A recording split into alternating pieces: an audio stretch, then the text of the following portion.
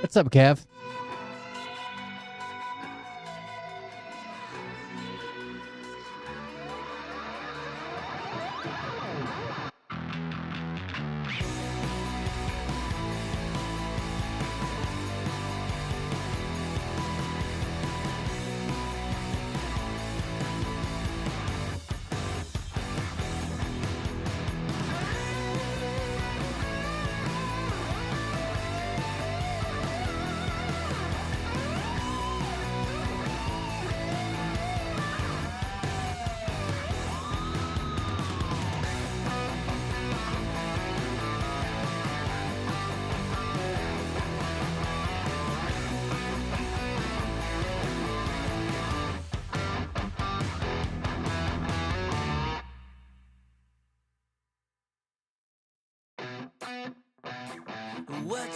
What you think about when you're born into a fire?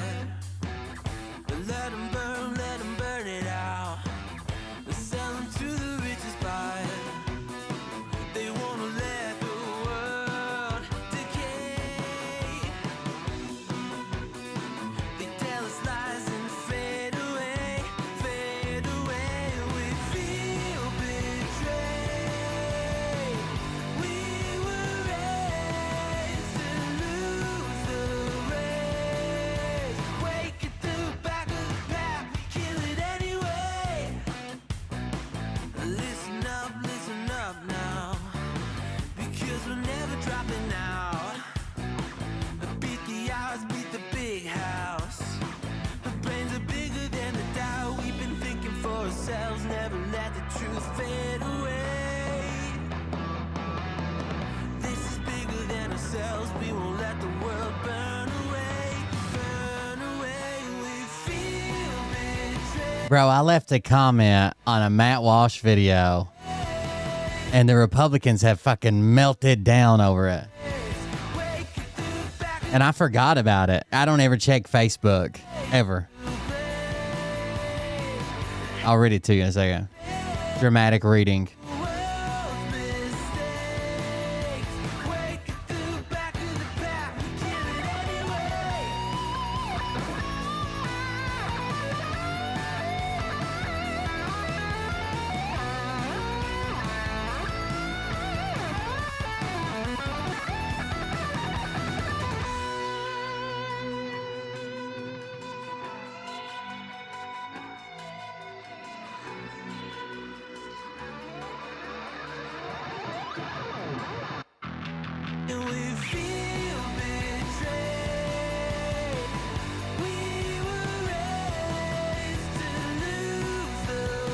Fucking MAGA's wild, dude.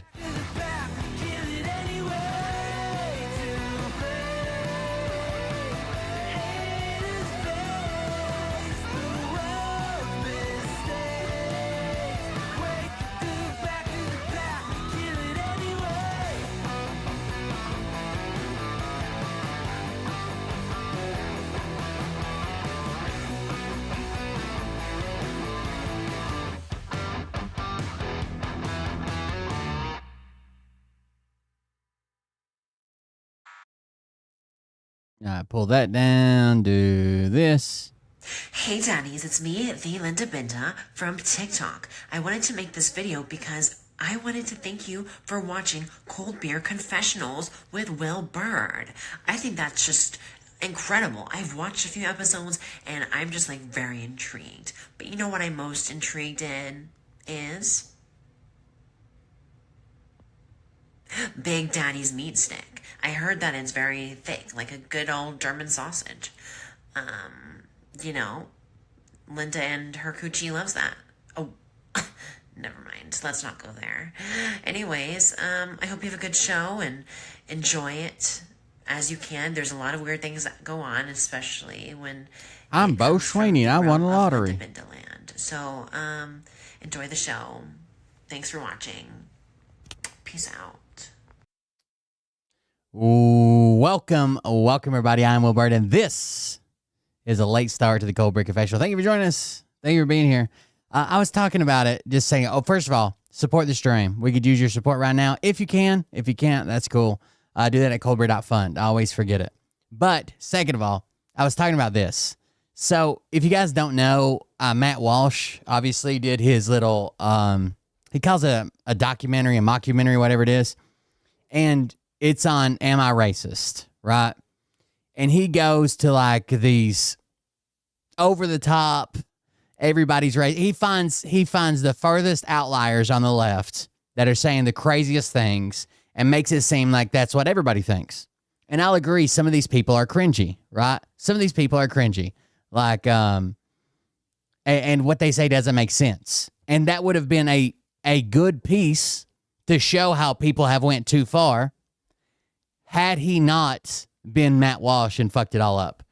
So you can do a documentary and show how people have went too far and said such crazy things without trying to be the center of attention and say even crazier things. Like, it doesn't make any sense, because when they say something crazy, he says something even crazier. And he's like, right, guys, right? And they're like, no, that's stupid. Right? You know what I'm saying? Like, some of the things they say, the other people say in this documentary, is crazy. It's outlandish. I don't think most people on the left would agree with that. They might say it's not their place to argue it, but still, it's pretty outlandish. But then he's like, "Oh yeah, I hate myself too. Don't you guys? Don't we all hate Whitey?" And you're like, "What? Just let them expose themselves. It's way too much. It's way too much." So this, what this ad is somebody that's a paid partnership with the Daily Wire. And she's basically acting like she's seeing this for the first time. And she's saying, oh, you guys should go watch it. This is Amy Main. And this is an ad read. Basically, she's watching part of it. And here's the video. But it's an ad, right? I used to be a white woman, an unsuccessful one, for many decades. And it was a miserable experience. And really. So she's not saying that she's like white and now she's black just because she's saying basically like, because she's very light-skinned, like I tried to be like a white woman and be the stereotypical white woman and white woman things, and I just didn't enjoy it. But he could just let them have this dinner and say wild shit, but then he starts throwing forks on the ground, and he's like, yeah, I'm well-trained in hating white people, or whatever the fuck he said. It's just stupid. The hatred of yourselves and each other is like the not seeing your power. So important. So what she's talking about here is how women almost hate other women, right? There is a problem. It's within men too, a very competitive space, but a lot of women don't want to see other successful women, right? And we know this happens like in office environments or whatever. And she's saying like the hating of each other. Like you have these friends, but you also kind of secretly hate them. And like if they do something if they do something good, instead of congratulating them, you're like, that should have been me, or I do this better, or I do that. And there is that type of mentality. With men, it's more of like a competitiveness. With women, it seems often to be more of like a vindictiveness. But she's not even saying anything crazy. And he's like, he's supposed to be a waiter. He's supposed to be a waiter at this event. And he's like, that's so important right there. That's so, like, he just keeps butting in. He can't even let them say the crazy things because he's got to be in the center of attention or something. It's weird. The hatred of yourselves and each other is like the not seeing your power. So important. That is so important what you just said. It's really important. And then they just get this awkward silence because he's the one being fucking cringy now. Right? Like, if he would have just let them be cringe and just would have, like, made eyes at the camera, like Jim from The Office, like, uh-oh, that's kind of crazy. But when he tries to do this interaction, they just label him as cringy.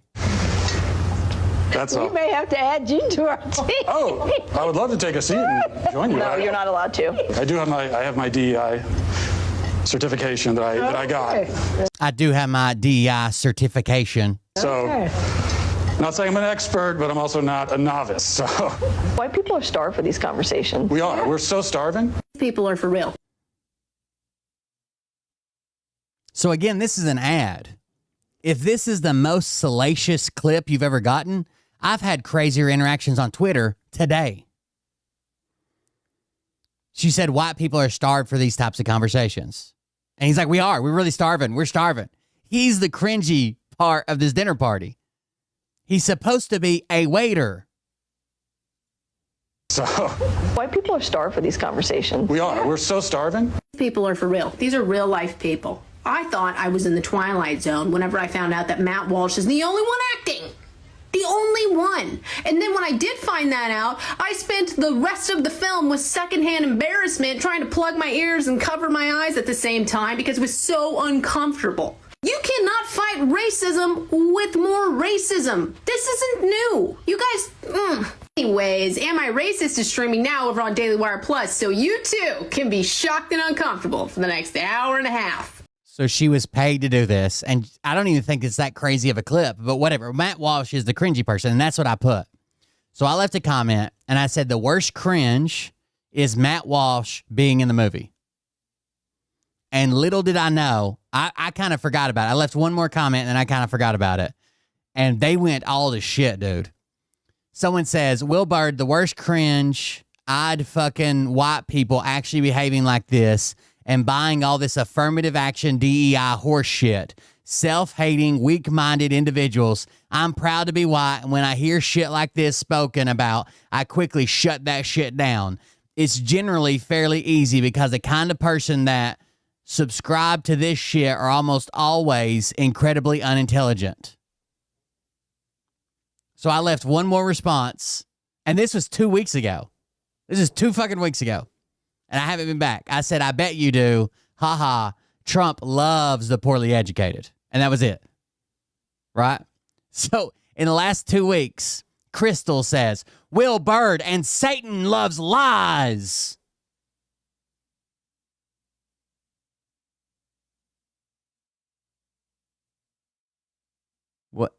What?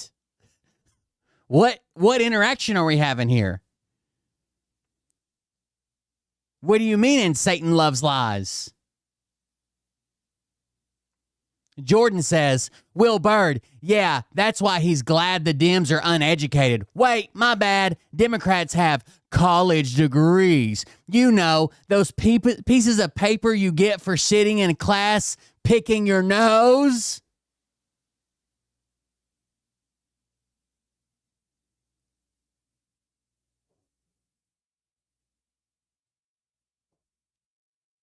These are real life humans. Someone probably interacts with these people. Then David says, Will Bird, okay, Biden supporter, going to go paint a Nazi sign on a Tesla and then call the person a Nazi? You liberals are a special kind of special. Not stupid. You liberals are a special kind of special.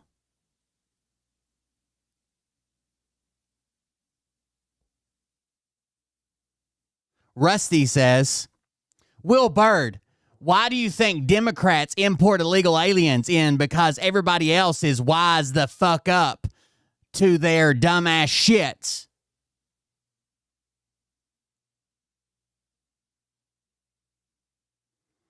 Kathy says, Will Bird is a liberal with severe case of TDS. Liberalism and TDS are mental disorders, and Will has a terminal case of both. So then this is when I noticed it, when she commented. So I put, oh, haha, all y'all are so fucking triggered. I forgot you even existed. Clown world. That was it. That's all I put.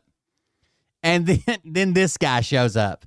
And this guy, to show me that no one gives a fuck about me, leaves 5 goddamn comments back to back to back. To show me that no one cares. No one cares what you say. No one knows who you are. No one's talking to you. I'm just going to leave 5 comments. Here we go. Speed rounds. Gotta love those lib art degrees. Would you like some fries with your order? You're a loser. Nobody gives 2 shits about you and your ilk. Okay, maybe some pity care. Ta-ta. P.S. Bird. You wouldn't be happen to be related to the infamous Senator Bird. P.P.S. Loser.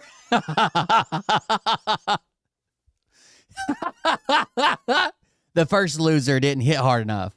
So I'm thinking, in my head, who the fuck is this James guy that in his mind he's thinking, nobody loves you. Nobody knows who you are. No one cares what you think. And then leaves 5 fucking comments in a row. So I clicked on his profile.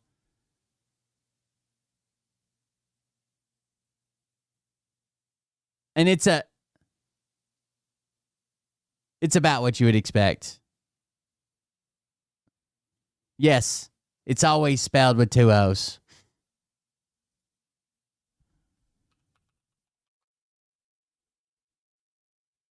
Looser. This is the guy. This is him. In all his glory. Here he is on a special time. Right? He's celebrating an anniversary with his hand or something. All decked out. Don't you always expect him to look like this, though? James Silverthorne.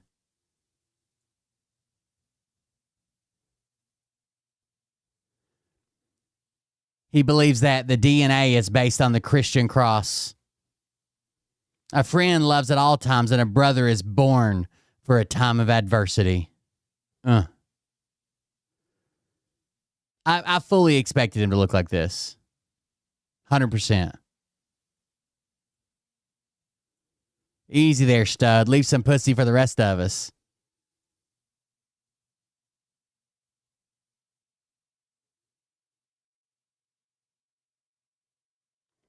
This was a weird rumor they had floating around for a while with the Christian cross that basically this guy was saying, I can prove God exists, when he was saying, we look at the DNA and it's paired with this B1 chain and B2 chain. It looks just like Jesus' cross. It's not even true, but it spread like wildfire, right? This is the person who will leave 5 fucking comments to tell you that no one cares about your comment. This guy. DNA on his sock. That's for sure. That's for sure. I don't know, dude. It's like the jokes right. I try not to do this, but holy fuck. The jokes write themselves. I don't know what else to say. There's something wrong with these people, right? No one cares what you think. Let me tell you about it 5 times.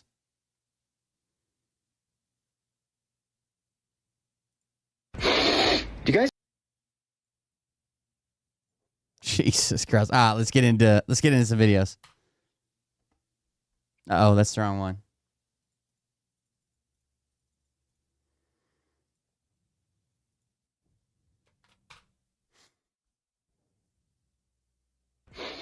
Do you guys smell Pete Hegseth in here? Y'all understand that the Unfuck America tour? Uh-oh. There's where the smell of whiskey, incompetence, and sadness. Whiskey, incompetence, and sadness. I thought I was going to have to hide my state secrets. None of this is organic. Like, this isn't Dean and Parker's tour. Like, y'all understand that, right? Yeah, I'm almost entirely certain that literally everybody knew that except you. I see so many people being like, this is a Dean and Parker tour. No, you haven't, dude. It's just you know, because you're an idiot. Although, to be fair, I don't even think I described it as a Dean and Parker tour. I said that it was put on a bunch of Democrats, and the person who's heading it is like does this all the time for different political campaigns and parties and shit. having that case of Coors Light for breakfast, you probably wouldn't be so easily confused. On second thought, it may not. You know, just on account of the fact that even though you're always lit up, your neurons clearly aren't. That's not what this is. No, this is an event put on by Zico and Sanchez. She's a Democrat strategist. You figured out our secret? Well, Okay, they're whiskey get leaks this. from Wish. You've got to tell us where you got this super sensitive information so we can shore up our security. I mean, it's not like Z would have ever made a public video announcing the tour, telling everybody who she was. So I figured that this would be I literally watched this video when I heard about the tour. And she came out and said, you know, I've worked for this campaign, that campaign, I've done this, and we're putting this tour together just to basically stop Charlie Kirk from having unchallenged access to all these college students. great opportunity to introduce myself. So, hey, my name's Z. I'm a political operative from rural Nevada, and my organization, National Ground Game, is going to be personally challenging your organization, Turning Point USA, everywhere that you go until the 2028 election, if not beyond. Nah, you couldn't have figured it out from that. Somebody must have accidentally let you into the Signal chat. She's basically a staffer from the Democrat National Committee. No, she's not. And this entire tour has been organized by them. As much as I wish that were true, because believe me, I do. It was not organized by the DNC in any way, shape, or form. Her company, as well as this entire tour, It's being crowdfunded. I think the company paid for the first round, but any subsequent college visits is being crowdfunded. being funded by the DNC. Bro, you are killing me here. I still haven't got my George Soros checks. You probably. It's almost like this is like they think that this is some type of kill shot, right? Anytime somebody gets some traction, anytime somebody goes viral, anytime a movement picks up steam, Elder Millennial and others are like, well, it's the DNC. It's the DNC. They've claimed it about Parker. They've claimed it about Charlie. They've claimed it about everybody that picks up steam, basically. Promised me from the protest. Now I got to worry about figuring out where to get my DNC checks. Do you have like a contact? They've claimed it about me.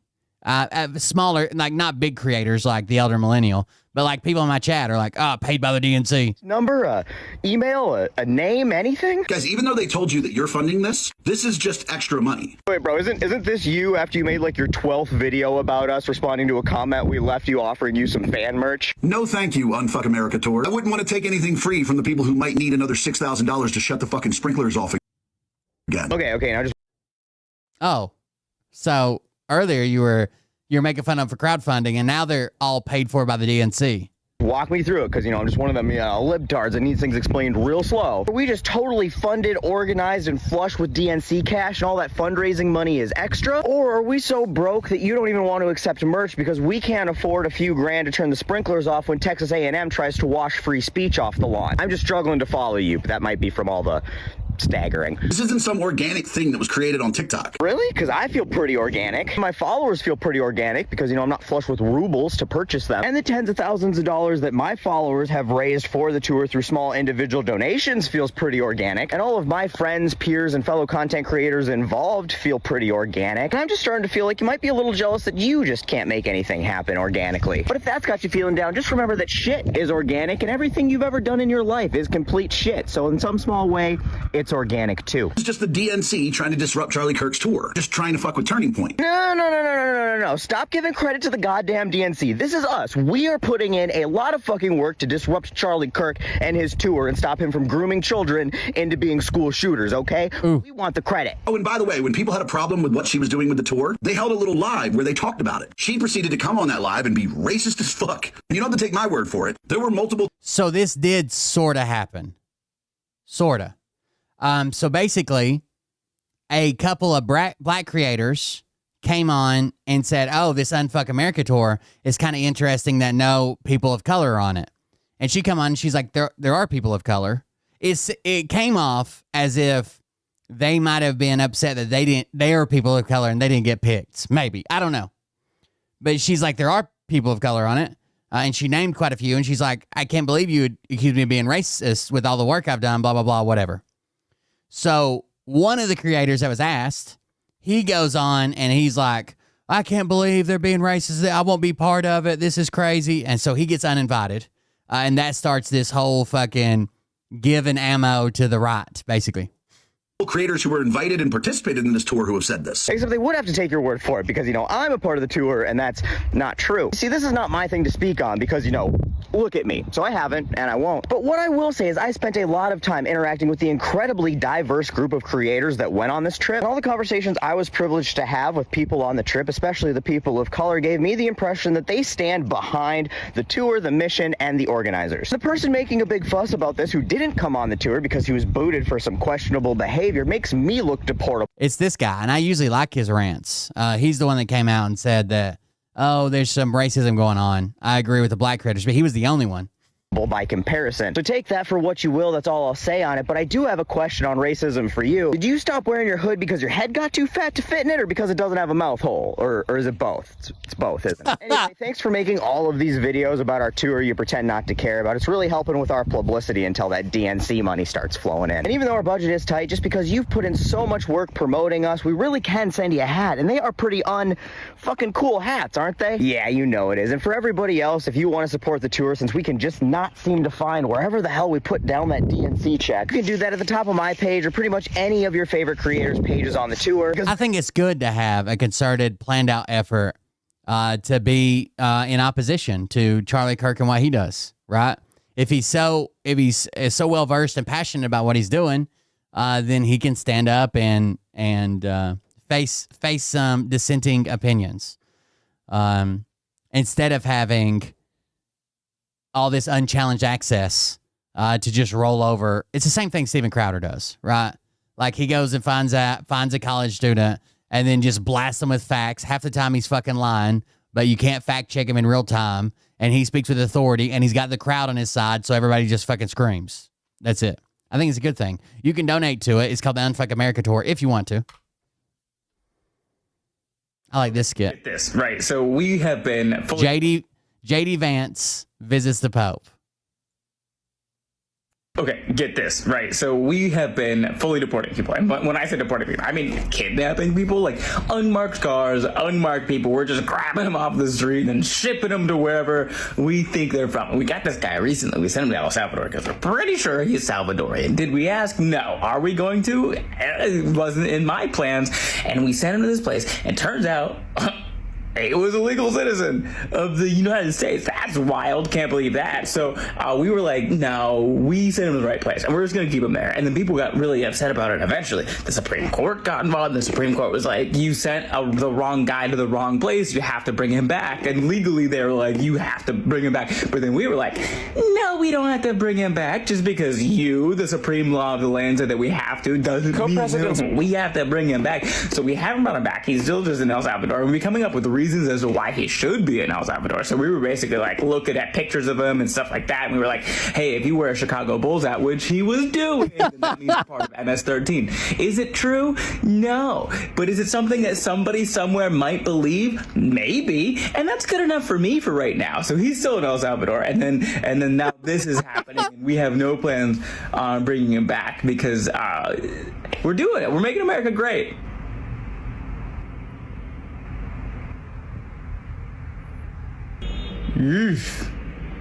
We gotta get you out of here, big dog. Okay, get this.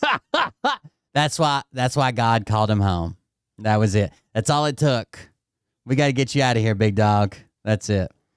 Caroline Levitt. Our favorite impersonator did this. Hold on. Our Caroline Levitt impersonator that we love. This one. She's doing her Caroline Levitt. Caroline Levitt here, showing you how I warm-ups. My press briefings behind the scenes, vocally and spiritually. Caitlin,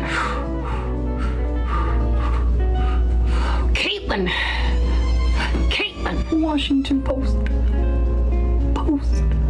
Washington Post.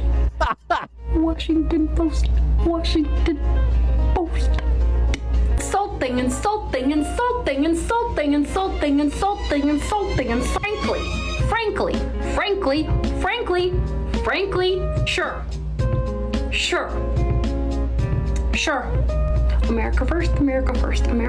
America first. Sticky Bandits, Home Alone 2, Austin, New York, art of the deal. Joe Biden, Barack Hussein Obama, Kamala Harris. Deporting illegals. They're eating the dogs. They're eating the cats. Liberal tears. I hope you enjoyed your sneak peek. See you in the next MAGA Minute. She does a really good Carolyn Levitt. A very good Carolyn Levitt. Let's see. Where's her latest press brief? Sketch 326. Grocery prices with your MAGA coworker, Grifter in Chief. Let's just watch some of these. In case you missed it, the Grifter in Chief has a watch line. Because nothing says putting America first like selling luxury watches while you're the president of the United States. Why is he still selling shit, dude? Like, what the fuck is going on? Oh, what do you have here? Perfect for Mother's Day. Or taking donations for his campaign. The fuck are you donating for? In building your Trump watch? Don't mind if I do. My custom First Lady watch? Okay. $599? Don't mind if I do. A one-of-a-kind true collector's item. Pause to read. Oh my God, so much detail. Oh, and it can be engraved in the back. Beautiful. Make your own watch great again. My God, he's clever too. Okay. So make your own watch great again. Get to it. First, you can select if you want gold or silver. Obviously gold. Then you can select the color of your bezel. I'm choosing pink because I'm a lady. And then you can choose some more gold. I'm choosing gold because President Trump, Daddy Trump gold. And I'm still choosing gold for this one too. What do you think?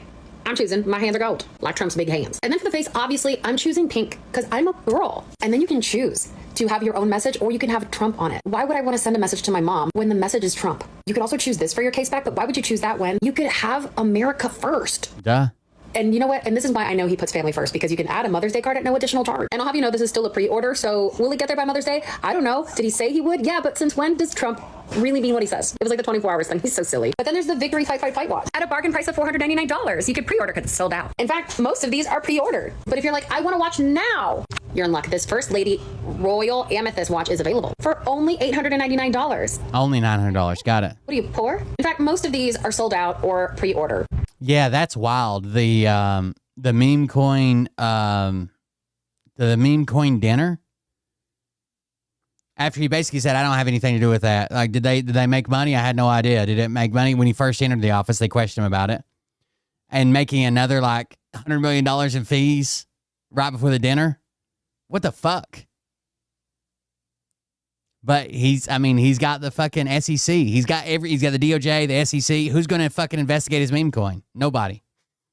It would just be a shame if anybody were to go to TrumpWatches.com and put a bunch of these in their cart and walk away, right? Like, no one should ever do that. That's nothing anybody should ever do, because then that would make this website not be able to understand their metrics. Anyway, have a good day. And,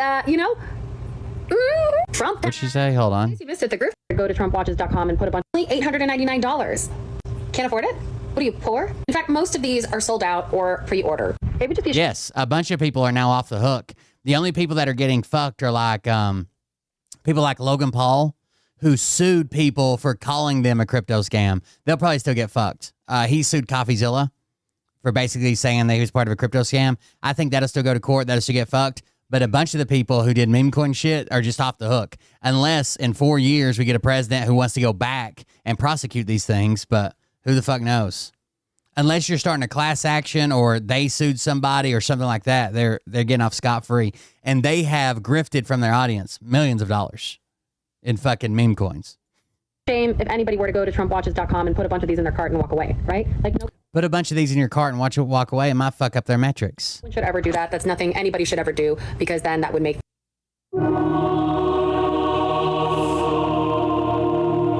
President Trump arrive. Okay. Here we go. Wait, no. President Trump Trump arrived at Rome today, fresh off winning the Tour de France for the Pope's funeral. R.I.P. King. Everyone arrived. When he arrived, everyone was like, "Oh my gosh, President Trump, you're here. Are you sure you do not want to be the new Pope? Because we love you so much. Overwhelmingly, you're so popular. We would love to have you as the leader of the world." And he said, "I'm already leading one nation under God. Plus, he is JD's best friend. I can't do that." And JD Vance is so happy that the last... Actually, has there been an update? Has there been an update on the guy who's trying to get off on his kiddie porn charges because of the pardon? So basically, his argument is, like, he was a Gen 6 guy, and when the FBI raided his home, they found a bunch of fucking child porn on his computers. And his argument is, well, this is a pardon from that. I wouldn't have gotten in trouble and they wouldn't have searched my house if not for all this other stuff that went on. They didn't have grounds to come and search it. And he's trying to argue that in court right now. I don't think it's going to work, but he's trying. Words were keep protecting America and keep protecting our borders. So again, RIP, sure. Does the White House have a statement on the 2-year-old that was illegally deported in Louisiana? Yes. Okay. First of all, Caitlin, literally stop looking at me. Turn around. Anyway, so there was a 2-year-old that was illegally deported. Guys, first of all, that's what the fake news woke liberal media would like for you to think. Terrible twos. Has anybody heard of them? First of all, okay? And babies need to be with their mothers. What father hangs out with their kids? That's weird.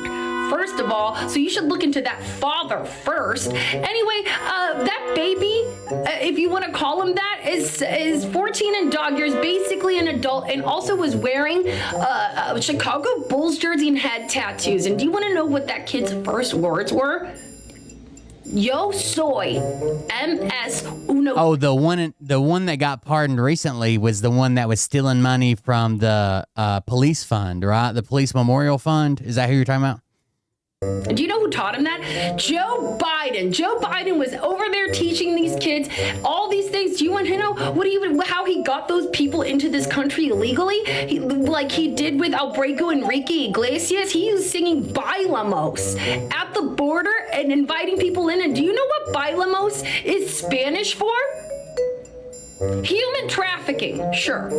Can you talk about the Milwaukee judge that was arrested yesterday and what that means for other judges? Okay. Yeah, also, yeah, sure. Okay. So there was a rogue judge that was rightfully arrested.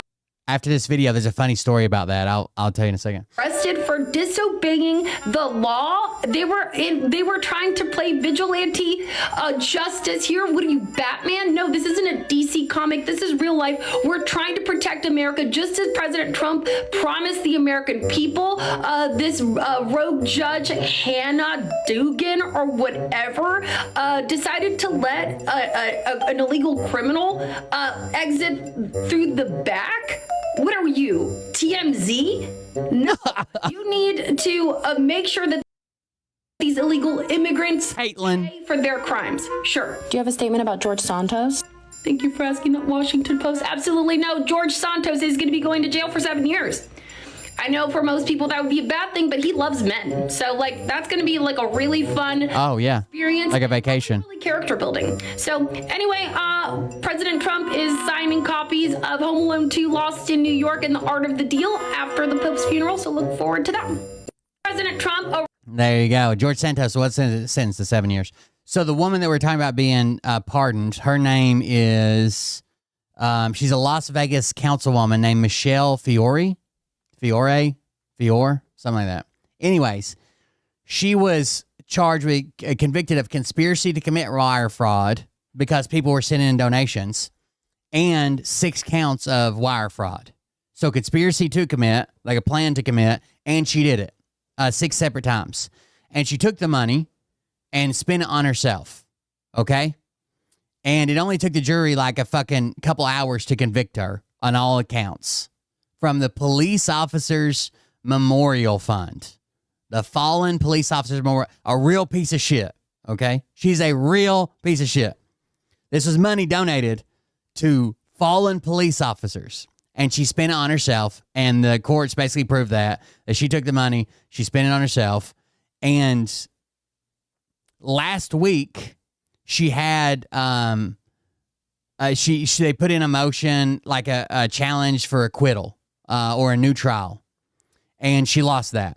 Right, so she challenged it and said that they wanted an acquittal or new trial based on I don't know what, and she lost that. Okay, she was supposed to be sentenced in May or June, something like that. Anyways, just Thursday, the White House doesn't announce this. There's no formal announcement, nothing. People just looking at her docket noticed that there was a pardon in her docket. A full pardon from the president.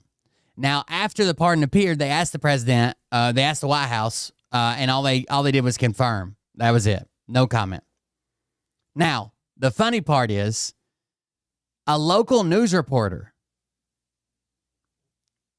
reach out. So the local news reporter, I think her name is Vanessa. Yeah, Vanessa Murphy. A local news reporter reaches out to this woman, the councilwoman, about the pardon and asks if she can get a comment from Michelle. And Michelle responds to the local news reporter. I think this was some type of, is in her head. She thought this is some kind of gotcha about prayer, maybe. But you tell me what this sounds like. So news reporter reaches out to Michelle and says, hey, is this true? Did you get a pardon? Or how'd you get it? Or did you expect it? Blah, blah, blah. And Michelle responds and says, Vanessa, you need to get on your knees a little more, girl.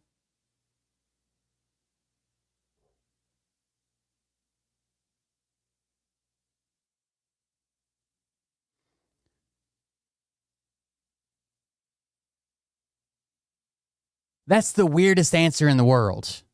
Like, imagine if I show up with a new car and somebody's like, hey, oh my God, you buy a new car? And I'm like, you got to get on your knees a little more, girl.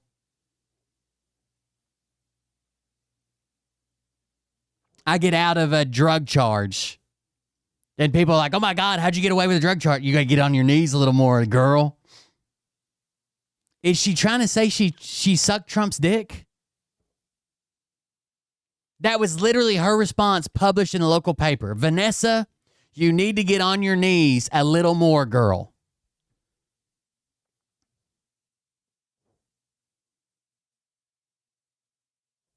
And I'm assuming she thought, like, I prayed for this or something, or you're ungodly, I'm godly, and God gave me a pardon through Trump. Anyways, her official response after this was, today I stand before you not just as a free woman, but as a vindicated soul whose prayers were heard, whose faith held firm, and whose truth could not be buried by injustice. She said in a statement, I'm deeply and eternally grateful to President Donald J. Trump for granting me a full and unconditional pardon. This act of mercy is not just a correction of a legal record.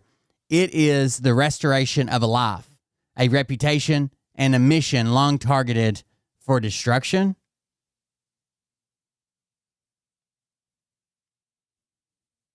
It says, on June 8, 2014, Las Vegas Metropolitan Police officers Alan Beck and Igor Soldo were gunned down while they were on their lunch break in Northeast Las Vegas. Fior claimed to raise money for statues for the fallen officers, and some of the high-profile citizens from whom she collected donations were Republican Governor Joe Lombardo and the local 872 union boss, Tommy White, both of whom testified against her at trial.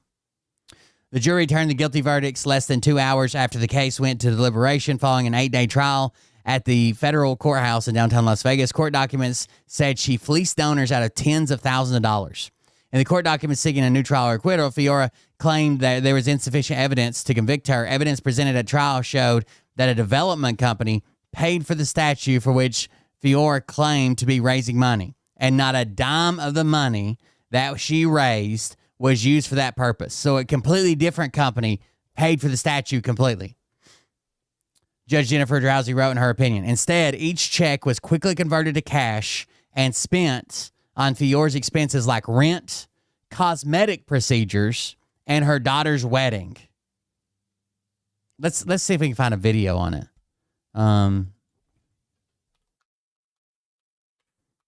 I can't believe this is somebody that gets a fucking pardon, dude. That's wild. After pardon, deplorable fraudster pardon. I want to see before the pardon got involved, maybe, if anybody talks about it. Oh, speaks out on President Trump's executive order. That's from 8 years ago. I wonder what that says. It's an old one. Oldie but a goodie. While voices are being raised against that executive order, one outspoken lawmaker says it's the right thing to do. 13 Action News reporter Annalise Ortiz. Oh, this is the Fiore. Basically the Muslim ban, right? After spending the day at a local refugee resettlement center, Annalise is joining us now live with more on what Fiore had to say. Annalise. Well, Steve, this is the refugee resettlement center we were at. It's known as the EDC African Community Center. Now, refugees from Syria, Iraq, and Sudan were expected to come here as early as next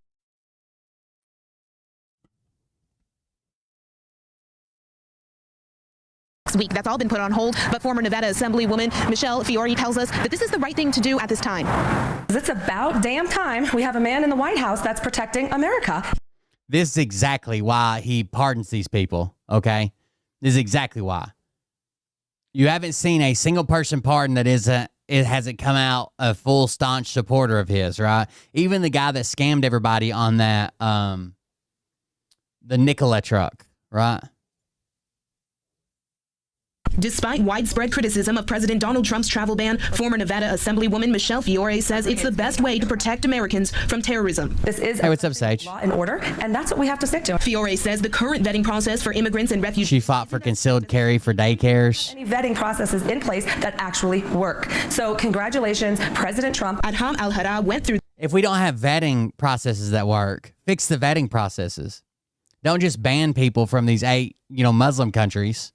Just fix the vetting processes, right? That vetting process. Because they could come from any other fucking country and it's still not fixed, right? Is that not? That doesn't make any sense. The ECDC African Community Center is helping him settle in Las Vegas. With the help of a translator, he's able to tell us that he left Iraq because of threats against him and his family. He says if his family had been affected by the travel ban, they would have looked for asylum in another country. As the executive order takes... By the way, you guys know that the Trump administration pushed a order through that got a lot of interpreters, people who helped us, banned.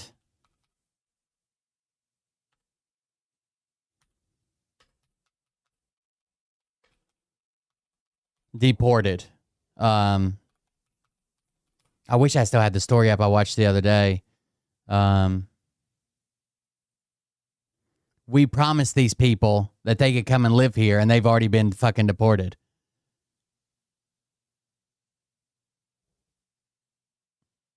It gave them temporary protective status here.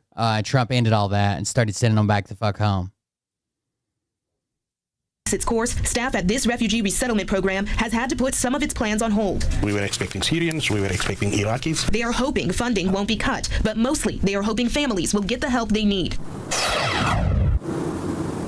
Now, the director here tells me that right now they are just waiting to see what the Trump administration's next step will be once the 120-day suspension is lifted. I'm reporting from Hacienda in Arville. Annalise Ortiz, 13 Action News. I might still have that video. If I can find it, I'll pull it up. There was a guy that was specifically talking about his interpreter and him getting banned and sent back. I want to say it was on... he was being asked questions by somebody. Was it Brian Tyler Cohen? Let's go back and find... I wanted to see stuff about her trial. Found guilty of defrauding donors in federal trial.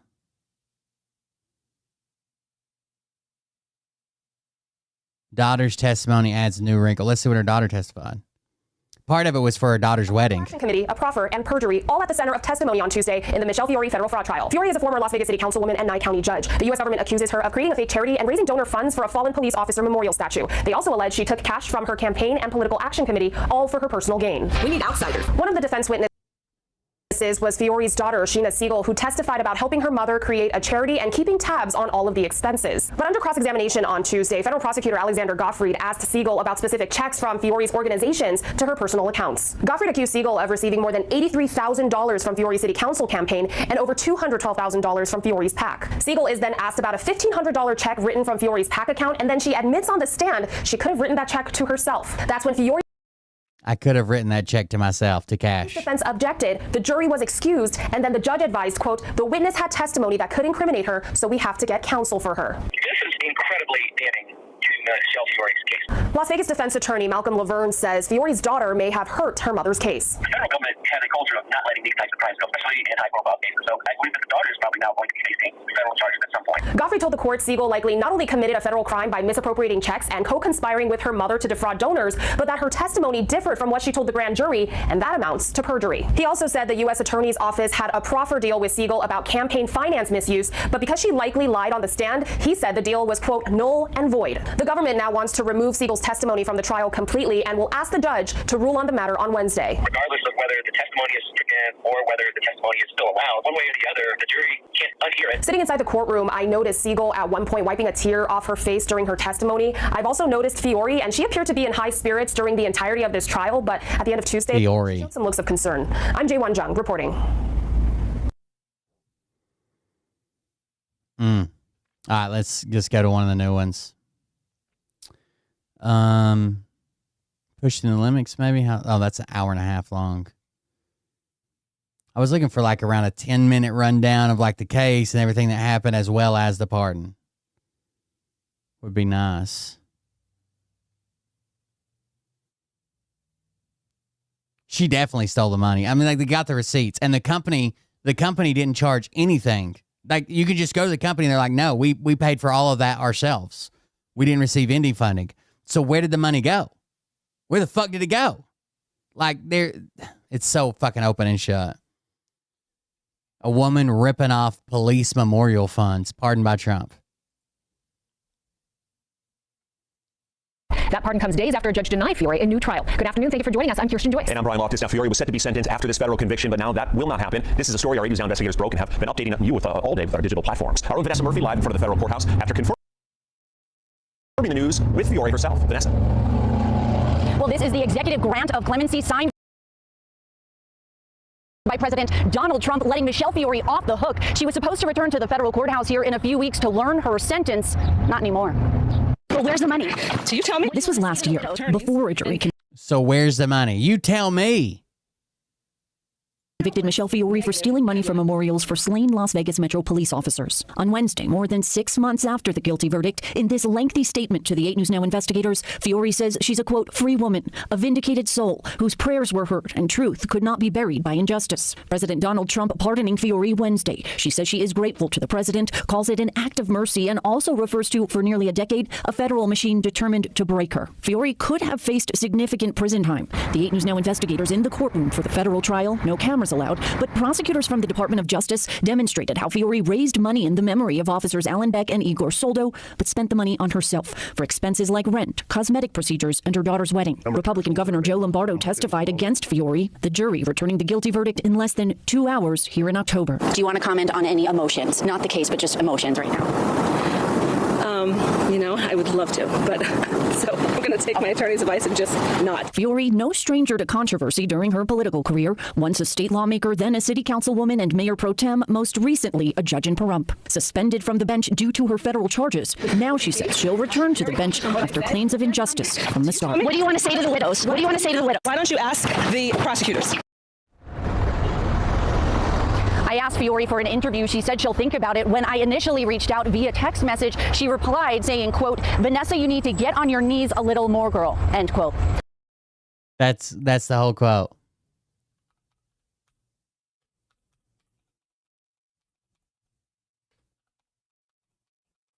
That's the whole fucking quote. How wild. By the way, Sigal Chattah was in the courtroom during Fiore's trial with her supporters. She was the Republican National Committee woman. Now she's the interim U.S. attorney. I asked for a comment. She declined. Reporting in downtown Las Vegas, Vanessa Murphy, 8 News Now. Vanessa, thank you. Commissioners in Nye County first appointed Fiore to her judgeship, and then voters elected her to the position. That was last summer. Coming up at 4:30, our team coverage does continue with Kyle Payne about whether Fiore can return now to the bench. How fucking wild, dude. What the fuck?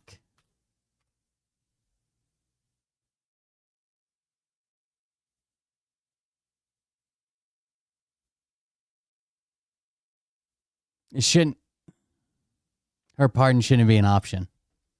I just saw this. I want to grab this. I just saw it pop up. I haven't watched it yet. I made a video a little while back about how I thought that nuclear power was going to be coming back in a big way, and it still is, just definitely not in America. I don't know. Actually, maybe they'll realize the gigantic mistake they have just made and they will undo it, but there's this thing called the Loan Programs Office. It's basically a government bank that is used to fund things that the government would I got it. happen in America. The video I was looking for is on the Bulwark. We'll watch it next about the interpreters, okay?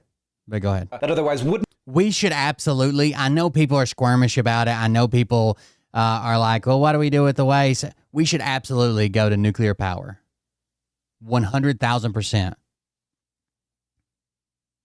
Yes, there's waste from it. Yes, we have to be careful with that waste. We have to seal that waste away. The half-life on all those things. Yes, there is some danger with it. But we are well beyond like, oh, I couldn't live within a mile of a nuclear plant because I'd be growing a third arm. Like, it's not like that, right? It needs to be monitored. It needs to be done carefully. It needs to have the right government oversight. You know, I for you guys that don't know, I used to work at power plants all the fucking time. I've even done refueling at nuclear power plants where you're only allowed to be so many hours in there, and then you got to come back out, and they take your rad all the time. Once you get, it's like you can get lifetime radiation. You can't come back, blah, blah, blah. I used to work in those plants. Not very often on nuclear. Mine was more steam, gas, hydroelectric, but I have worked in nuclear plants. It is just the option. It is just the option. It's not coal. LNG is fine, but for the capacity you can get out of a nuclear plant versus the fuel you put back in, it is fucking amazing. If you have, I'm not saying you have to stop hydroelectric. If you have hydroelectric, keep using it. But all the other places that are relying on other fuel sources or lack of power or the AI power crisis we're having right now, nuclear is the way to go. 100%. Not happen because banks are just too conservative. Now, this is a wild thing to say. The government is less conservative than banks, but yeah, banks will basically only fund stuff that they've seen work before. So say, for example, you're like a young guy who made a bunch of money with his like tech startup in the payments space, and you want to build a car company. And so you found this car company and you invested in it and you started to help build it with the founders. And now you need to like build a big factory. No normal commercial bank is going to do that because you have no track record of building car factories, and no one has a track record of building electric car factories. And so enter the Loan Programs Office. They would give you that loan and allow you to build your big factory. And that is exactly what happened to Tesla, and that loan was instrumental in the existence of Tesla today. This is a good thing. It's probably the only reason Tesla exists. Everyone likes it. Now, at the same time, there was also this case that no one can shut up about of Solyndra, which was like a solar power company that went belly up. That resulted in $500 million of lost money, which is a lot. But this is the thing about loans. You charge interest so that you can make money even if some of them fail. The Loan Programs Office has existed for a long time, mostly behind the scenes, not catching a lot of flack or a lot of attention, though Biden's Inflation Reduction Act dramatically increased the amount of money that it had to deploy. But it has a loan loss rate of around 2 or 3%, which is better than commercial banks. So the loans that end up not coming back, it's better than commercial banks, even though the loans that they are making are riskier theoretically, because otherwise they just get normal. You can use, somebody says, aren't they using some fission waste to fuel fusion reactors? You can use, from what I read, you can use fission waste as fission hybrid reactors. That way you can run some of the waste through twice to get more out of it. I mean, it's still at the end it's going to be nuclear waste, but you want to use it until it's complete. There's actually this crazy issue right now with making nuclear fuel components for space exploration. So there's like this one element that is really, really good, that has like a 400-year half-life that we use for space exploration, okay? And I forget, I wish I knew the nomenclature of it. I forget what the nomenclature is. But it was a byproduct of a lot of our nuclear testing that we used to use, that we used to do for like military bombs and shit like that, right? We've basically kind of wrapped up our nuclear testing. We don't do that anymore. We kind of figured it out and it's done. So they had like a bunch in stockpile, and they're like, okay, this goes to NASA for space research because it has such a long half-life. It's very stable. They get a stable output of it. It'll last for, like, if we send a rover 30 years into the future, it'll still have 100 years worth of battery life or whatever left with this fuel source. Well, they've basically completely depleted what they've had, and no one is making this shit. I'll look it up. I can't remember what it was, but I'll look it up in a second while you guys watch this video. Commercial loans. It's specifically designed to help fund first-of-a-kind projects, which is exactly what you want to do, because those are exactly the things that the market isn't taking care of. And having there be some large bank-like thing that is able to give large loans for people who are credible and who have ideas that could, like, carry not just the United States, but humanity forward substantially and more rapidly than otherwise would happen is so good. The Loan Programs Office is like, okay, it's plutonium-238. It is vital for powering deep space missions. The U.S. stopped producing this isotope in 1988. No one else produces it. And currently the stockpiles are dwindling, and there's nothing that they can find that replaces it as well. There's other ones that they could use, but they don't have the right half-life, or they don't have the right output. They don't have this. It's 238 that they really rely on, and it's basically gone. So now they're putting certain missions on back burners or not doing them at all because they know they don't have the fuel rods for it. I think one of the smartest things that we have. Other countries have them too. China's is gigantic, and ours is focused a lot on alternatives to current energy stuff, which makes sense because there's a lot of opportunity in that space right now, and like we can't innovate that much more in coal and oil and gas. We all, I thought, were on the same page that like that's not the future. Eventually, we're going to run out of those things anyway. And so, because it's often focused on alternative energy stuff, it's sometimes called a green bank, usually by people who are like more center or center left. And it's like this is how we're going to help incentivize through markets the transition to a different set of energy production systems, which has resulted in the people on the right calling it a green slush fund, where it's just like they're taking, giving it away, but there's not even. That's their slush fund. That's how they pay for their daughters' weddings instead of using police memorials like the good Republicans. Like the money gets paid back. Like Cylindro was $500 million of loss. The Loan Programs Office makes more than that in interest payments every year. Like it makes money. It's a bank. It's a bank run by the government, and it makes money. And it's $5.6 billion in interest payments. So they can afford to take really risky investments where they might lose $100 million when they're making $5.6 billion in interest payments. Could be. I don't know why you don't even want this to exist. It's like a fundamental cornerstone of industrial policy. If you want industrial policy, you need a government bank office like this who could take risks. Through the Inflation Reduction Act, the Loan Programs Office was authorized to loan out $500 billion about. It's loaned out so far around 10% of that. And now what has happened is Doge has come in and they've said to all of these bankers who are not hard to employ. These are not people who are wanting for career opportunities. They've said to all these people, look, you can quit now and we'll keep paying you for 6 months or something like that. Or later on, we'll fire you and you'll get no severance. And so a lot of these people are taking that opportunity. And right now, it looks like the Loan Programs Office has lost about half of its staff because Doge came in and said, we don't want you to be in this work anymore. When like a lot of other, I think, pieces of the Trump administration see the Loan Programs Office as a huge potential asset that they would like to deploy. But now no one's around to administer the loans that they've already given out, let alone figure out how to give out new ones. These are not people who needed a job.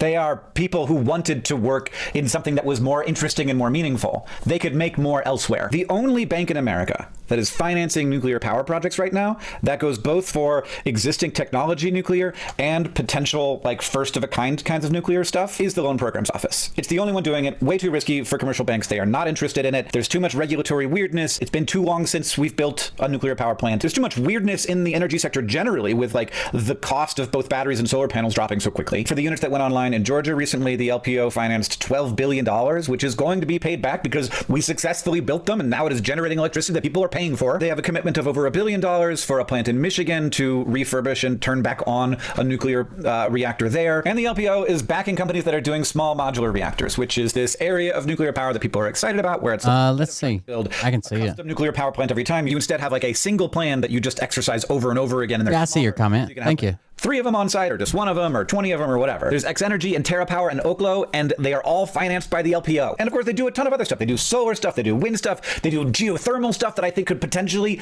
like be like actually what we do instead of fission and instead of fusion. I think that it's potential. I think that that's absolutely possible. And like the reason why we are able to investigate it right now, because banks will not finance it because it is too new, is the Loan Programs Office. It also is helping to finance conversion of automobile industry stuff in various ways to modernize car manufacturing, do more battery and EV stuff.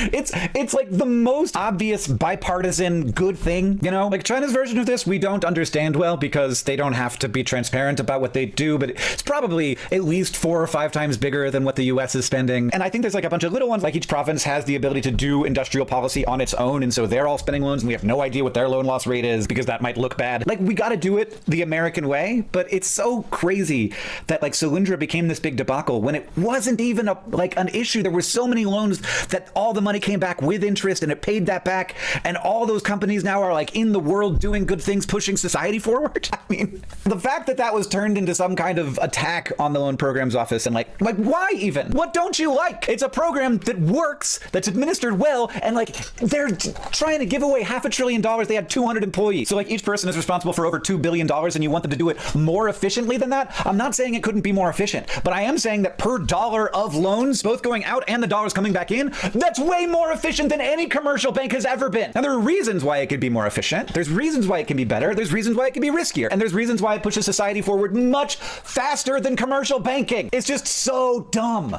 It's so dumb. And I don't think even people in the Trump administration wanted it to happen. I think that Doge just has like carte blanche to go in and do stuff because they want to and they feel like people in the Trump administration don't even know what Doge is doing half the fucking time because Doge doesn't know what the fuck they're doing. Like, where can we mess around? And it's extra kind of disgusting because the LPO gave Elon Musk this big ass loan to build his first big factory. It's textbook. I got in and I'm gonna close the door behind me. I find it fucking gross, and it's hurting all of us. It's not good for anyone. It's 100 fucking bankers on the scale of the entire federal government.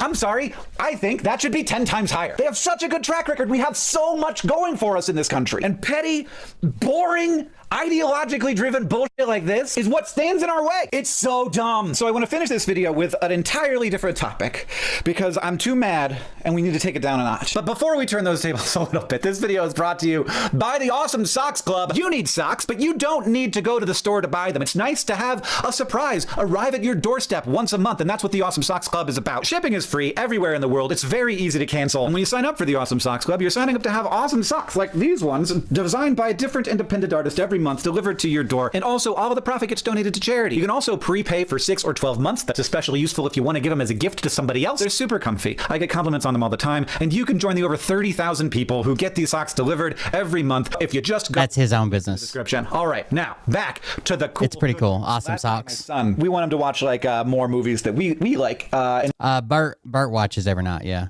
He's getting that age where we can do more of that. And so we suggested a couple movies, and he wanted to sign up Bert for the Awesome Socks. Minecraft Steve in it, which we're working through. You know, it is what it is. That hit in a certain way that nothing else has ever hit before, but we just kind of moved past it. That's Minecraft Steve in it. Okay. So we watched School of Rock with my son. Absolute blast. He loves it. We love it. There's a couple of moments that maybe wouldn't be done the same way now, but like it made me feel like they don't make them like they used to. And also like, how do they get all these like tremendous little virtuoso kids to act in this movie? And so I got curious about that, and I like Googled the kids, and there's all kinds of really cool stories. I can't believe I went from the Loan Programs Office to this. And in amongst the kids from this movie, most of them never acted again, or if they did very little. This movie, if you don't know it, is about sort of aging unsuccessful rocker who takes a substitute teaching gig illicitly and then turns these kids into a rock band. How did we get to School of Rock? And I discover 10 weeks ago, so this movie came out in 2003, so it's 20 plus years since this movie came out. The girl who is like one of the singer girls, like with the pigtails, she got married to the security guard boy. Like the security guard boy and the little pigtail singer girl got married in real life 10 weeks ago. Apparently, like the School of Rock kids have like a group chat, and they've been group chatting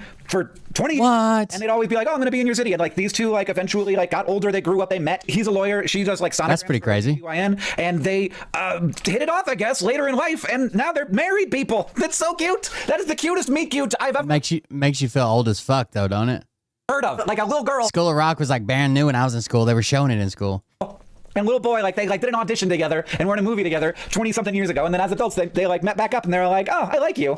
That's adorable. I'm so happy about that. And so there are lovely things. We do continue to love each other and to build together. And some people really do just suck, especially at understanding the intricacies of industrial policy and the difficulties of doing it well, and the amount to which maybe their entire success is based on the existence of this office that they now want to close down. But some people make really good movies that my son really likes, and then they are kids in a child actor movie, and then they go on to become normal people with normal lives, and then they meet up and they love each other. And so that's, I don't know. I can't really tie that together at all. So let's play connections. Bean gag, trunk, muzzle. Muzzle and trunk are like... He always does connections. When did School of Rock come out? Muzzle and tail. 2003, yeah. I graduated in 2007, right into the fucking housing market collapse. Now I'm living through another one. Act. Bit rude. I'm not worried about him playing that. Here is the story I was telling you about. We should absolutely go to nuclear. But Doge axed that. Hey, they call it the green slush fund. That was the same people that were talking about, oh, well, they had these gold bars just sitting around that they didn't even know were there in the back of a car, which was a complete and utter lie. I don't even know what the fuck that's about. But if it says green in it, or it has anything to do with any type of alternative energy, including nuclear, axed. Fuck it. We'll all die. Hey, y'all, it's Tim Miller from The Bulwark. I am delighted to be here. This is actually a good story. Will Selber, former colleague of mine.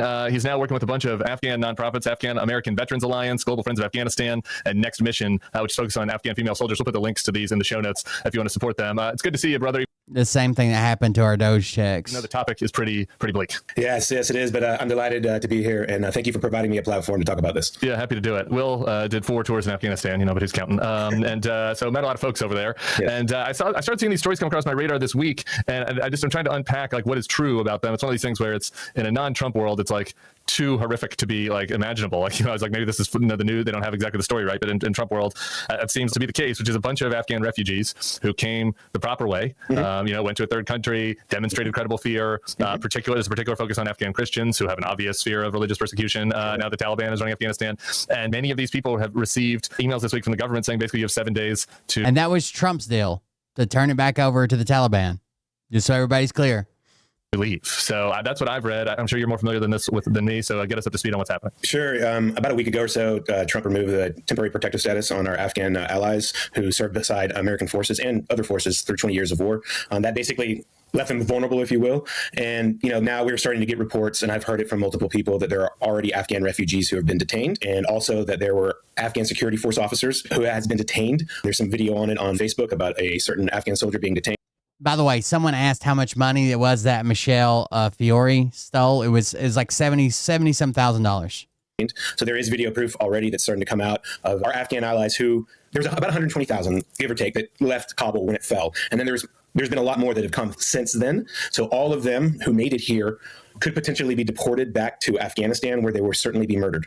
I mean, just 100%. They will be executed by the Taliban and Al-Qaeda. The Al-Qaeda and the Taliban may not do it immediately because that's not how they kill people.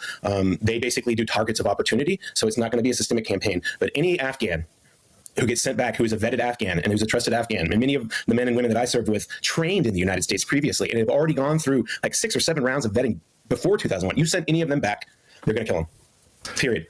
But like processing, I guess if you've been speaking. If they go back, they're dead. That's it. To people that are like dealing with this, they're in flux right now. I mean, I guess the question is, the government would say, well, they're going to give them time to go to another country. Are other countries taking Afghans? I haven't heard anything yet that they are. I'm sure that there will be some that step up to the plate and provide sanctuary for them. I would just say, imagine how this must feel for my Afghan combat veteran friends who spent the last 3.5 years getting Afghan allies out. They've sunk their money into it, their personal money into it. Relationships have been ruined, marriages, families split apart because a bunch of Afghan combat veterans decided to uphold the promise that we made to our allies. And now, if this really starts up, if you think the veteran suicide rate was bad, it's going to spike because you saw a spike. You saw a spike during the fall of Kabul. If we're going to start hunting our very own allies and you're going to make Afghan combat veterans try to protect them, and there's going to be guys who shepherd them along. Imagine how that must feel for them. They've not only been betrayed, in my opinion, by their country when the fall, but also now, again, as they grab the very people that they sunk their money into, who protected them on the battlefield, to pull them all the way back. It's going to be devastating, not just for combat veterans, but also for their families. And as you can see, the Trump administration has been gutting the VA. So good luck trying to find some help. Yeah, I mean, it is just so tragic, and it's been kind of tragedy upon tragedy for you guys, our veterans who served over there. Just kind of like also just seeing the work, get the rug pulled out from under you on the work that was done. But talking about the Afghans themselves, and I think since you like deal with a lot of these families, you could kind of give people some perspective. You know, a lot of folks who were in Afghanistan, who maybe helped us, who are translators, or even if they didn't, even if they just are Christians that are looking for a safe harbor here in America, they've come here, they've started lives, they're in churches, they have jobs, they're in a community, they have kids too, like they have families, and they uprooted their whole life, came here, and now it's like, what? And now we're just saying, hey, here's a letter from the government, you have 7 days to go back to certain death or become a fugitive in a new land. Yes, I mean, for these Afghan families, they, some of them, imagine one day you just pick up your bags and somebody goes, the only way for you not to die or to live under a gender apartheid regime, because the Taliban and Al-Qaeda are publicly executing people, there are mass sexual assaults going on in prison. Now imagine this is your only chance and you have to pick up everything you own, get on a plane and fly all the way here in a country that is completely different and that maybe 1 or 2 of your family members know how to speak fluent English. That was the case for about 100,000 Afghans or so less that got into the United States. And overwhelming numbers are thriving. I have a friend who's a pilot. He's a pilot, and he lost all of his credentials during the fall. He had to redo everything, and he's flying right now as we speak. He is providing service for this country. I have an Afghan interpreter, my very first one. He's an American citizen, and I'm even scared for him. This is a man without any legs who survived an IED explosion, and he is a security guard because he wants to protect Americans. I could go on and on about the Afghans that I know, men and women who... There's that first Afghan female squadron commander who was in charge of other Afghan male pilots. She's here. Other female tactical platoon members are here. These men and women are doing their best. Many of them are thriving. And I tell you what, all they want, I talk to so many of them, they want this. They want to stay here. They want to follow the laws. They want to thrive. And as soon as the Taliban and Al-Qaeda aren't in charge of Afghanistan, I guarantee you, every single one of them they want to go home. Yeah, of course they do. When the Taliban's no longer a threat, they want to go home. That's their home. They love it here, but this isn't their home. But they don't want to go back now. Because as we speak, the Taliban has been killing, our Afghan allies for the last three years. Why would they be any different? Yeah, I mean, the letter that they got, I just want to read a little bit from it. If you do not depart from the United States immediately, you'll be subject to potential law enforcement actions that will result in your removal from the United States. Unless you have otherwise obtained a lawful basis to remain here, you'll be subject to potential criminal prosecution, civil fines, penalties, and other lawful options available to the federal government. So, I tell them to get the fuck out. After helping us in a 20-year war, Trump gave Afghanistan back to the enemy. Now they're going to be persecuted when they come home. When they go home, he's sending them home. For your friend that has got citizenship, right? I mean, this does not apply to all 100,000, but this is a huge portion of them that do not have other lawful basis to remain here if they don't have the temporary protective status. That's the gist. Yes, that is the gist. I mean, for the Afghan American citizens, it's going to be their family members, though. I mean, because many of them were able to get members of their families out, so it is going to affect them too. And it's going to affect any Afghan that's in the United States. Even if they're able to stay here, they're going to see their friends and family some of them get deported. And we've already turned off the pipeline. Like, there's not going to be any more Afghans getting in. So some of them did become citizens, but a lot of their families they got here on refugee status or asylum status. As far as I know, Trump has already turned that off. Yeah. So what is the point here exactly? And it seems like it's the focus on the people that, and so you can explain this because you were helping folks get out and just doing really great work. But there were, after that first rush, right? Then there's this next batch of people that come in and they went through kind of the old process, right? They would go to a third country. Then they got that there's the CBP. So listen, these people have been extremely vetted. So what happens is to get to the U.S., they have to go to a third ally country first. They have to live there, go through all their qualifications because they need out of Afghanistan quick, right? So they might go to Germany or Europe or somewhere. And they'll stay in that third country until they pass all their background checks, all of the investigations, everything's gone through. And then if they meet all those requirements, they can come to the U.S. They're very thoroughly background checked. There's no reason to get rid of these people at all. Other than it can boast Trump's numbers about deporting people. P1 app, and this way it's similar to sort of the Venezuelans, just with even more trauma. But where they did it, they got in the app, and it seems to me, just based on a couple stories I've read and Christian Post and elsewhere, that it was those Afghans that have been targeted first, like the ones that use the CBP1 app, because I guess the government has it on file, they're easy to find. So. Yes, well, not because they're easy to find, because that was the app that Biden put in place, and anything with Biden's fucking name on it, they try to fucking tear down as it's horrible. That's why Trump hates Obamacare so much. And has concepts of a plan. It's got Biden's name on it. They use this app that Biden put in place while waiting in a third country, got approved, and now they're going to be the first people to go. So they're easy to find. Yeah, I mean, that's exactly right. And the Afghans who have followed the law and provided information are going to maybe be the first ones that are contacted by the American federal government. And after that, I don't know what's going to happen next, because I think that a lot of them are going to be vulnerable. Some of them got here after the fall of Afghanistan. They went through SIVs, special immigrant visa process. That was for people that worked for at least a year for the American federal government in various capacities. They fired up an immigration app now where you can report that you will be self-deporting, so they can add that to their numbers as well. I think once you report it, you got up to 2 weeks to self-deport yourself. Some of them got in as on refugee status or asylum or parole through the last 3.5 years. And many of them sat in bases in the Middle East for over a year getting vetted, and then they finally make it. So all of these men and women have been thoroughly vetted multiple times. So yeah. Well, could you imagine sitting on a fucking military base in a different country for a year to get here, and then you fucking get here and the goddamn president changes and they're like, nope, you got to go back home and be executed. Sorry. It's quite the Easter weekend gift from the American government. Secretary of State Marco Rubio tweeted yesterday, Easter celebrates the resurrection of Jesus Christ. This Holy Week in Easter, I call upon all nations to respect the right of Christians to declare Christ the King. So while he's calling on other nations to respect this fake war that they're trying to imply is on Christianity, like they want us to be a white nationalist Christian nation. They're telling government branches to investigate Christian discrimination. What is going on? the right of Christians. He's fucking sending Christian refugees back to their death. What a sick person. It's just truly unbelievable that like the shamelessness of the administration on this front. Yeah, there are members inside the administration who served in Afghanistan. I mean, the National Security Advisor served in Afghanistan and wrote a book about it. I don't remember. And testified about the Afghans and how amazing they were. Listen to this. What it was called, but he talked quite passionately about the Afghans, and I would love to see maybe Michael Waltz say something about that because he served. He knows how valuable they were. And if any of Let me see if I can find that clip. Hold on.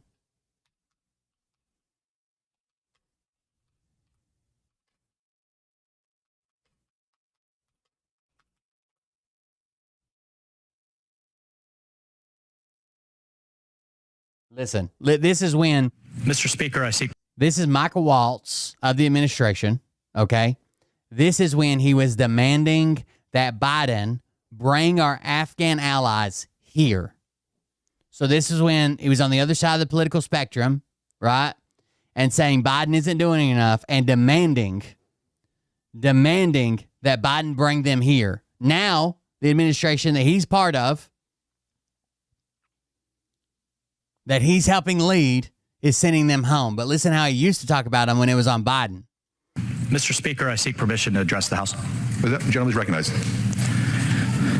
Mr. Speaker, I rise today to talk about our local allies in Afghanistan, those that are trying to come to the United States through the Special Immigrant Visa Program. Beside me here is one of the brave Afghan interpreters that stood. I want you to ask yourself, why is he not raising this issue now?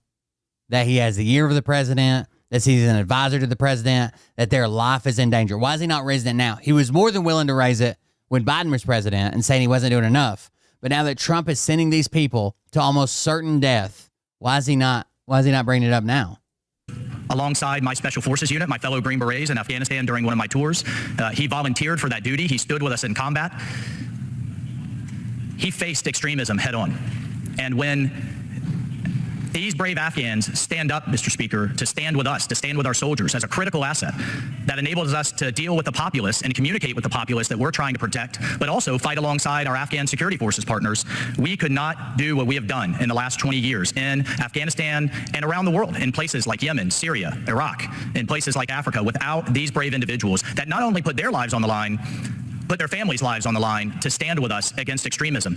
We called him Spartacus. We didn't use his real name because if the Taliban found out that he was with us, they would not only track him down, they would track his entire family down. Well, unfortunately, after our redeployment, Mr. Speaker, the very thing that he needed to get a visa to the United States, the identification paperwork that he had fought with the United States, that he had fought with America, was found on him in a Taliban checkpoint He was taken back to his home village and beheaded, along with his brothers and cousins in his family. This story of Spartacus is happening right now as we speak. The Taliban, as they slowly and methodically take over Afghanistan, are hunting these brave individuals down who stood with us against extremism. And we need to ask ourselves, as Americans, what message are we sending in terms of keeping our promises? Not only with the Afghans, but again, around the world. The bottom line is we need to get them out. We have a moral obligation to get them out. But now that he's sitting in the White House, he's saying send them home? Is not just a moral obligation. This was only 3 years ago. It's a national security obligation. The State Department has a 14-step process that takes over a year to do the appropriate vetting and to sign these visas. We don't have time for that anymore, with U.S. forces withdrawing within weeks. This is the way regimes like that act, though, right? They don't just punish you, and if you get away, they don't stop there. They punish your entire family. Anybody that's friends with you, related to you, anything. This department is ready to do an evacuation right now. The governor of Guam. Uh-oh. Just resubscribed for 36 months. That's 3 years. 3 years ago. Thank you very much. Speaking of 3 years ago, that's right. Thank you for the resubscription. I appreciate it. Q idiot, everybody. You want to come up here and give Little Bert a little kiss? The power of Christ compels you to give Little Bert a little kiss. That was from Q idiot. Has said he is ready to accept these people, as they have done with our partners in South Vietnam, as they did with the South Koreans, as they've done with Cubans. We can process in a safe third country and then bring those individuals home. The Defense Department says they're ready. Guam says they're ready. Everyone is waiting on the green light from the White House. Where is that green light, Mr. Speaker? Where is it? Will all this fake outrage that he's not even bringing up now. Biden stand up and stand with those and do the right thing with those of us that fought with us? And I have to be candid. He hasn't always done so. He didn't support the evacuation of our South Vietnamese allies when he was a senator. I pray and hope he will correct that past sin and stand with those who stood with us against extremism. I mentioned this as a national security issue as well. The chairman of the Joint Chiefs, Mr. Speaker, just testified that he believes there is a decent likelihood, a medium probability, that al-Qaeda will come roaring back in the wake of our withdrawal. So we must also ask ourselves, when our soldiers have to go back into Afghanistan, who are they going to have to fight alongside? Will they have anyone left that will not have been hunted down like Spartacus is? And finally, this isn't just an interpreter issue. 25% of the Afghan parliament is set aside for women. These women are also being hunted, abused, forced to stay home, not go into their elected office. Some have acid thrown on their face. Some are even executed themselves. Civil society leaders, journalists, all of those who have spoken out against the atrocities that we have seen, that we have fought against, are also being targeted. We have an obligation as an American people, as a military, to support those who have stood with us. And Mr. Speaker, should we not? Time is running out. The world is watching. And when that last American soldier goes wheels up, these people will have a death sentence, and there will be blood on this administration's hand. I thank you, Mr. Speaker, and I yield my time. There you go. Y'all probably aren't on live chat. You're on top chat. The fact that he would speak out like this and then not speak out when it comes to his administration and Trump, where is he? Why isn't he holding a press conference? Why isn't he fucking doing this shit? Success that we had. Lives were saved because my life was saved because of Afghans numerous times. They've earned their place among us. I appreciate you, man. I appreciate your service, all the work you're doing. Once again, we'll put the links here if people want to support these efforts. The Afghan American Veterans Alliance, Global Friends of Afghanistan. That's my buddy Will Selber. And sadly, I think this stuff's going to stay in the news, so we'll be talking to you again. All right. Thank you, Tim. I appreciate the time. Thanks, brother. Have a good one. We'll see you soon. Hey, YouTube fam, if you want to support the Bulwark. It's a good show. Couldn't tell you. It's on YouTube. I see it under Restream Bot. We are able to follow the real Jesus. I don't care about your fables. If we need to turn from sin, then why is it being cradled? And if perhaps you turn to him, that's why you're being labeled as extreme. We the cream of the crop, call us the remnant. Yeah, we the type of Christian. I don't want to talk about the weird lip curl thing she does. I don't want to talk about how her lip sync is completely offbeat, because that's low-hanging fruit. I want you to listen to the lyrics of the song that she's poorly lip. That she's a horrible person. She looks disgusting. All those fucking teeth and her lip up like that. She's a but the lyrics of the song. What were the lyrics of the song? He goes over them. It says, overthrow this country, we are able. It says, talk about the... Overthrow this country, we are able. Talk about the real Jesus, not your fable. Jesus, I don't care about your fables. And then it says, you not coming to Jesus is why you're being labeled extreme. Then it says, if you don't come to Jesus, you're going to be labeled an extremist. Are the cream of the crop. So number one, it says we should overthrow this country, Christians. Number two, it says that our God's real and your God's fake.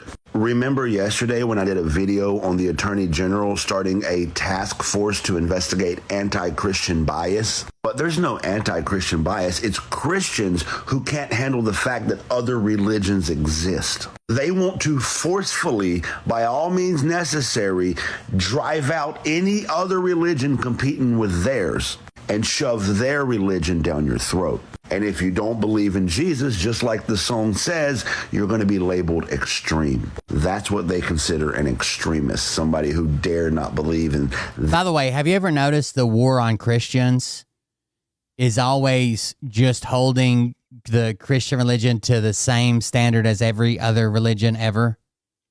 Like if they say, well, no, you can't do that because we don't let any religion do that. That's the war on Christians. Or if you say, okay, you can do that, but that means that, like, so can these people. That's the war on Christians. So if we say, no, you can't bring that into school because, we separate school from church, fine. Or they say, yeah, you can pray to your God in school, but they get to pray to their God in school too. That's the war on Christians. It's always just holding them to the same standard that we would hold any other religion to. Their magical sky daddy. And then it says, we're the cream of the crop. This is where the mythology of white supremacy started, believing that you're the cream of the crop. Now, I understand we're talking about Christianity, and you might wonder what that has to do with white people. You should research how important Christianity was in establishing white supremacy in America, how important Christianity was in keeping people enslaved in America, how important Christianity was in justifying the horrendous. They use Christianity to justify all of this. Actions taking here in this country. Then it'll all make sense. But my point here is this. The same people sharing those songs are sharing memes like this. Your false prophet blasphemed against God's administration once and was struck ill. God's administration, he's talking about the Trump regime. He blasphemed against God's administration again and was struck down. This meme is going around MAGA, and it literally is talking about how God killed the Pope because the Pope dared speak against Trump, who they view as being handpicked by God. This is a religious cult who aims to establish a Christian caliphate in America, and their leader is in the White House. I need you to play the part back I just said as many times as you need until you understand what the fuck I just said. And then you'll understand how it's fucking scary, dude. It's terrifying. They're emboldened. They know that Trump's going to fucking protect them. They know. Everything's coded, and I've been learning gematria, so... What's gematria? Can I pull my phone out? They've just been introduced to gematria.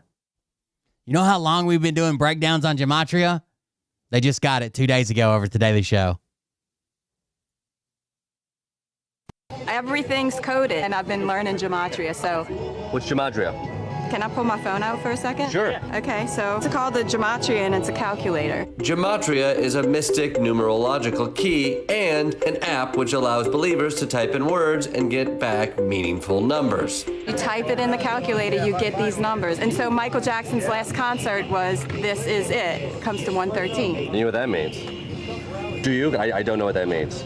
So 113 means not true. So Michael Jackson, that wasn't his last concert. And he's alive. Michael Jackson's alive. People are talking. Is Bin Laden still alive? 113 is not true, guys. 113 is not true. So Michael Jackson's still alive. Because his last concert tour was called This Is It. Bin Laden still alive? Tim... Are you doing math right now? No, I'm trying to remember his real name. Tim... Osama bin Laden. Yeah, Tim... Someone, forgot his last name. Tim is not the most Saudi name. And he wasn't Saudi, he was from the CIA. How does MAGA and Trump fit into all this? Well, Trump, 88. Help me out with Jay that. Kennedy, 88. Tim Heidecker, Osama bin Laden. So they're the same person? I don't know. That's what gematria says. Everything's coded, and I've been learning gematria, so. What's gematria? Can I pull my phone out for a second? Everything's coded. I've been learning gematria. How do we deprogram them? What are we going to do? Everything they're running through a fucking calculator that tells them what to believe. Lobotomies. Co-presidents Musk and Trump have fired about 6,000 veterans and have started massive cuts to veteran service. Every time someone in your life brings up that federal government needs to be slashed, they're lazy, they're horrible, they're pieces of shit, they're whatever. By the way, my income's been slashed. If you want to support the show, do that at coldbeer.fund. We could use your support right now. We greatly appreciate it. But every time someone brings up that the government needs to be slashed, fuck those people, we need to fire them, I don't care, remind them that 30%, 30% of the federal workforce is U.S. veterans that serve their country. That doesn't mean that we forget our veterans by any means. We are going to care for them in the right way, but perhaps they're not fit to have a job at this moment. You remember that? Just because we ended up firing all these veterans doesn't mean that we forgot about our veterans or that we don't love them, but maybe they're not fit to have a job right now. Maybe right now they shouldn't have a job. Maybe right now these veterans should lose their job because Elon Musk said so. 3 key facts about the Musk-Trump attacks on veterans. Number 1, when this administration trash talks federal workers, they're talking about a lot of veterans. Veterans comprise about 30% of the federal workforce that Musk and Trump are so gleeful about slashing. By February, they had already fired about 6,000 vets. I felt betrayed. My world came crashing down. It's a disservice to our service. It's an abject betrayal. As the worker purge continues, vets will be disproportionately hurt. We've been fighting for 20 years to get the veterans' unemployment rate down. This is going to blow it up. Number 2. 20 years we've been trying to get the veterans' unemployment rate down. And now we're just laying them off in mass, firing them in mass. DOJ plans to cut more than 80,000 VA jobs this year. A lot of people are going to die because they're not getting their medication or their mental health. It's a frightening prospect. They're going to cut our benefits? Are you 67% of the veterans that voted for Trump. Kidding me? This will hurt veterans both because of the services they'll lose and because so many of the fired VA staffers will be veterans themselves. Number 3, Trump has shown contempt for veterans and service members his whole life. I always wanted to get the Purple Heart. After dodging the draft with his bone spurs, he bragged that his love life was equivalent to military service because of all the STIs he risked. It is your personal Vietnam, isn't it? It is my personal It is. You've said that many times. Like a great and very brave soldier. In 1991, Trump successfully fought to have disabled veterans who operated vending carts kicked off Fifth Avenue because he felt they were a, quote, detriment to the neighborhood and Trump Tower. Trump also cheated Gold Star widow Cheryl Lankford out of her husband's death benefits with his fraudulent Trump University scam. As a candidate, Trump demeaned John McCain and all POWs for being captured. I like people that weren't captured, okay? I hate to tell you. As president, Trump called fallen American service members losers and suckers. This has been confirmed by his own former chief of staff, John Kelly. So when Trump denies it, he's also calling a retired 4-star general whose son died in combat a liar. Trump also tried to cut $450 million for unhoused veterans. And Trump is disgusted by wounded heroes. Retired General Mark Milley described Trump's revulsion at having to greet a soldier in a wheelchair. Milley says Trump berated him afterwards, saying, "Why do you bring people like that here? No one wants to see that. The wounded." Of course, Trump later went on to suggest General Milley should be executed. And in the thick of the pandemic, Trump risked the lives of Gold Star families. This right here is wild. So Trump knew that he had COVID when he decided to meet with the Gold Star families. And then when asked about meeting with the Gold Star families, why he had COVID, he lied. He didn't tell anybody. When asked about it, he said, well, you know, those people get close to me. They want to hug and kiss me. They could have given it to me. he tried to blame the Gold Star families for potentially giving him COVID. By meeting with them after he had already tested positive for COVID but was keeping it secret. And then he even had the audacity to suggest it was the Gold Star families who got him sick.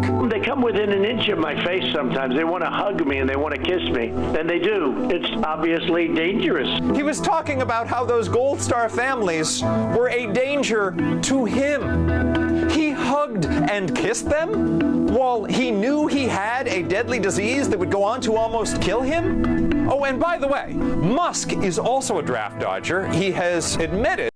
Yes, Musk left South Africa in part to avoid compulsory military service. That one of the reasons he left South Africa was to get out. They are at an elevated status where they don't do military service.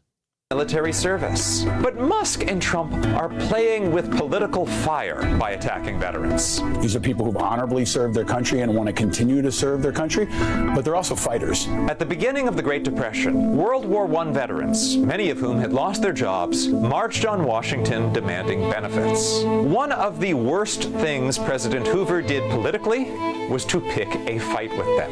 Musk and Trump could stand to learn a lesson from history. I'm Alan Piper at apiper13 and Piperama. Follow Courier News. We need a majority of veterans to wake the fuck up and march against Trump. Newsroom for the facts you need. Co-presidents Musk. It's wild. So anytime someone brings up like, yeah, we need to reduce the workforce. What about the work? That's 30% fucking veterans. 30% veterans that served our fucking country. And then bring up the quote that they just don't need jobs right now.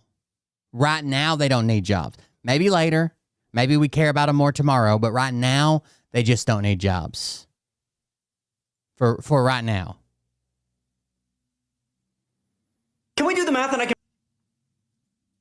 I was trying to explain to my nephew last night how bad the economy is right now. Wages versus housing. And I found this video today. Prove it's not just about staying disciplined. I'm going to So someone says, Zach Adams says, it's more difficult, but still doable. If you make the choice to stay disciplined, save your money, and find ways to increase your income, you can still own a home. Can we do the math and I can prove it's not just about staying disciplined? I'm going to pull out the actual numbers to show you in 2025, buying a home is no longer about just being disciplined. So in 1998, all right, if you were to raise a young family, buy a starter home in America at those interest rates, those price points, and the bills of that time, we're talking power, health insurance, tax, Social Security, your phone, child care for your kid, a used car, all those numbers. If you were to add all those numbers up in 1998, $2,636 a month, that's $31,632 a year. If I were to take the same metrics, all right, median home mortgage, raising 2 kids, 2 used cars, gas in that car, insurance for the car, 1 bout of student debt, power, food, phone, health insurance, and taxes. Same numbers, 2,636 would be what you get in 1998. You know what it is in 2025?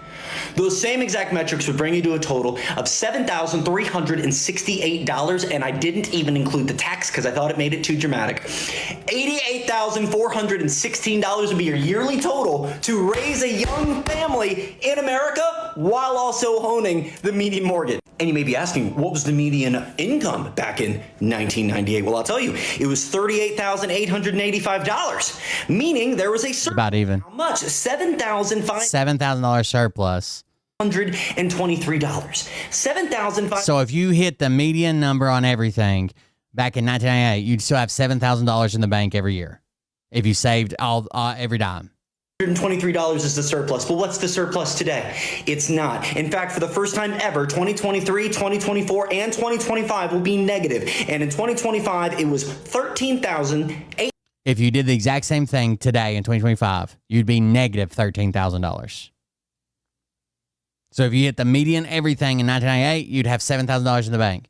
Median in 2025, you still need to find $14,000 somewhere.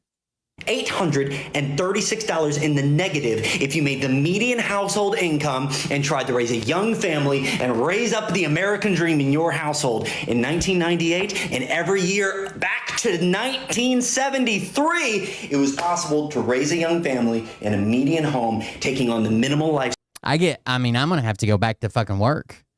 Like while the show is slow and the hurricane shit, and they didn't renew the funding. That was basically doing my disaster unemployment. That all stopped.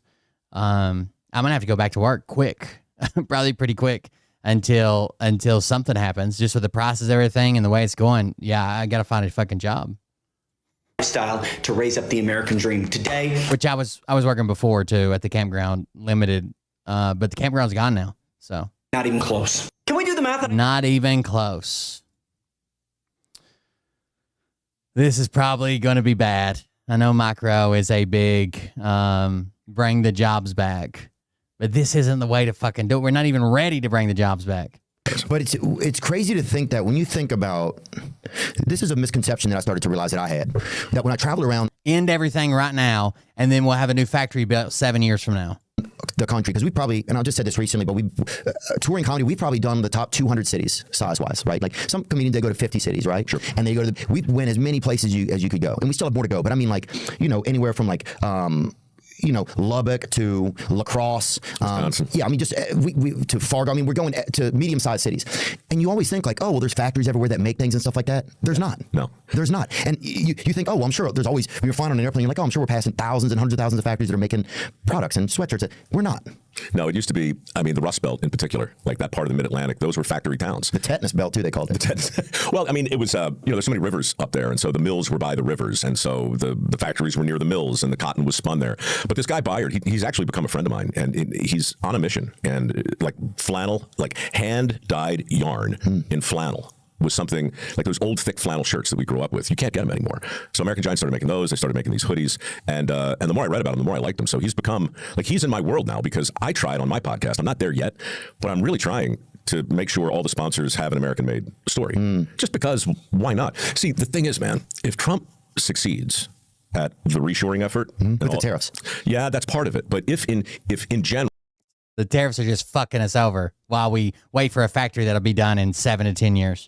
He gets manufacturing reinvigorated in this country, then there's going to be a challenge that a lot of people aren't talking about, which is labor. Right. So in January, there were 482,000 open positions in manufacturing in this country, right? 480,000 open positions. If he gets his way and this all gets reinvigorated, you're talking about 2 or 3 million new jobs, but there's no workforce sitting there going, this is what I want to do. Or prepared to do it? They're not. True. So there's a skills gap for sure. Okay. But there's also a will gap. Right. Donald Trump is going down a road, and if he succeeds, he's going to create millions of manufacturing jobs in a country that currently has nearly 500,000 manufacturing jobs open because the people who run those factories can't find people who want to do the work. So it's not enough to create the jobs. Right. And look, a lot of your listeners are probably thinking, well, make the pay better, make it more interesting, make it more palatable. And we can have that conversation for sure. But the bigger issue still is there's no enthusiasm for the work. We took shop class out of high school. We robbed kids of the opportunity to even see what that kind of work even. I don't think he never came out and supported Trump, but he is a big factory guy. And to be fair, factories used to be good at one time. When they had guaranteed pensions and union factory work, like in my area, in a right to work state, in a factory job, most people only work it until they don't have to anymore because the pay just isn't there. The shifts suck. The pay isn't there. They'll fucking break your back and push you out in the parking lot and hire another person right in your place. They don't give a fuck about their employees. There are no guaranteed pensions anymore. It's a right to work state. Like, it just isn't there. They can be a good job. We don't have the work. Like, our unemployment rate right now, where the fuck are we? Let's say tomorrow we have 100,000 factories. Who the fuck's going to work there? Not to mention, it's going to have to be fucking robots. It's going to have to be fucking robots. We just don't have the workforce. Even looks like. And tariffs, these factories take years to build, right? Even if they were going to employ people, And tariffs are literally just a tax on me and you buying shit. It's not going to affect the wealthy. It's not going to affect the rich. It's not going to affect the government employees at the top. It's just me and you are paying more for shit that we already can't afford to pay for. Meanwhile, we told a whole generation of kids they were screwed if they didn't get a 4-year degree, right? And so people say, Mike, how did college get so expensive? I know you know this, but nothing has gotten more expensive in the last 40 years than a 4-year degree. Yeah. Not real estate, not healthcare, not energy, nothing, right? And so we keep telling kids they're screwed if they don't. It's because Trump doesn't know poor people, or Trump doesn't know working class people.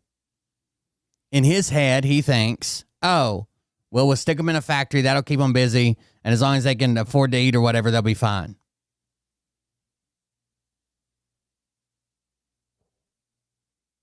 So even if I don't think it'll work to begin with, right? Because you still have like all the raw materials. We don't have the expertise. They've been doing it for years, blah, blah, blah. We've moved on to a service economy rather than this factory economy or manufacturing economy. Things will get outrageously expensive. Then people will just complain and still buy cheaper shit. I don't think it'll work at all. Not to mention the value that's added, right? The further along the chain when you're producing something, the more value that's added, the more that you're paid for that. We don't pay as much for the people who mine the ore to make steel that we later use to stamp into body panels as we do the guy that's assembling the car, right? And they're talking about bringing everything back. Wild.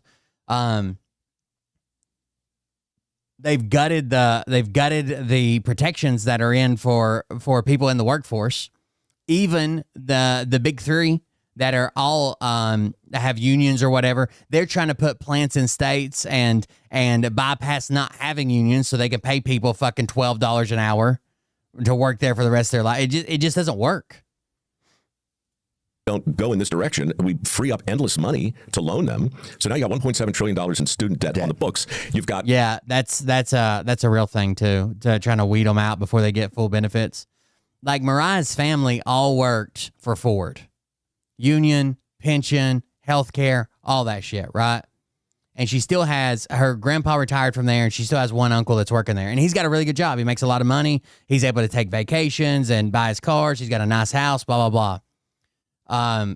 But that's a thing of the past. The rest of her family that worked for them, all of her other aunts and uncles, they got bought out when the economy took a dip, and they had to go find other fucking jobs, right?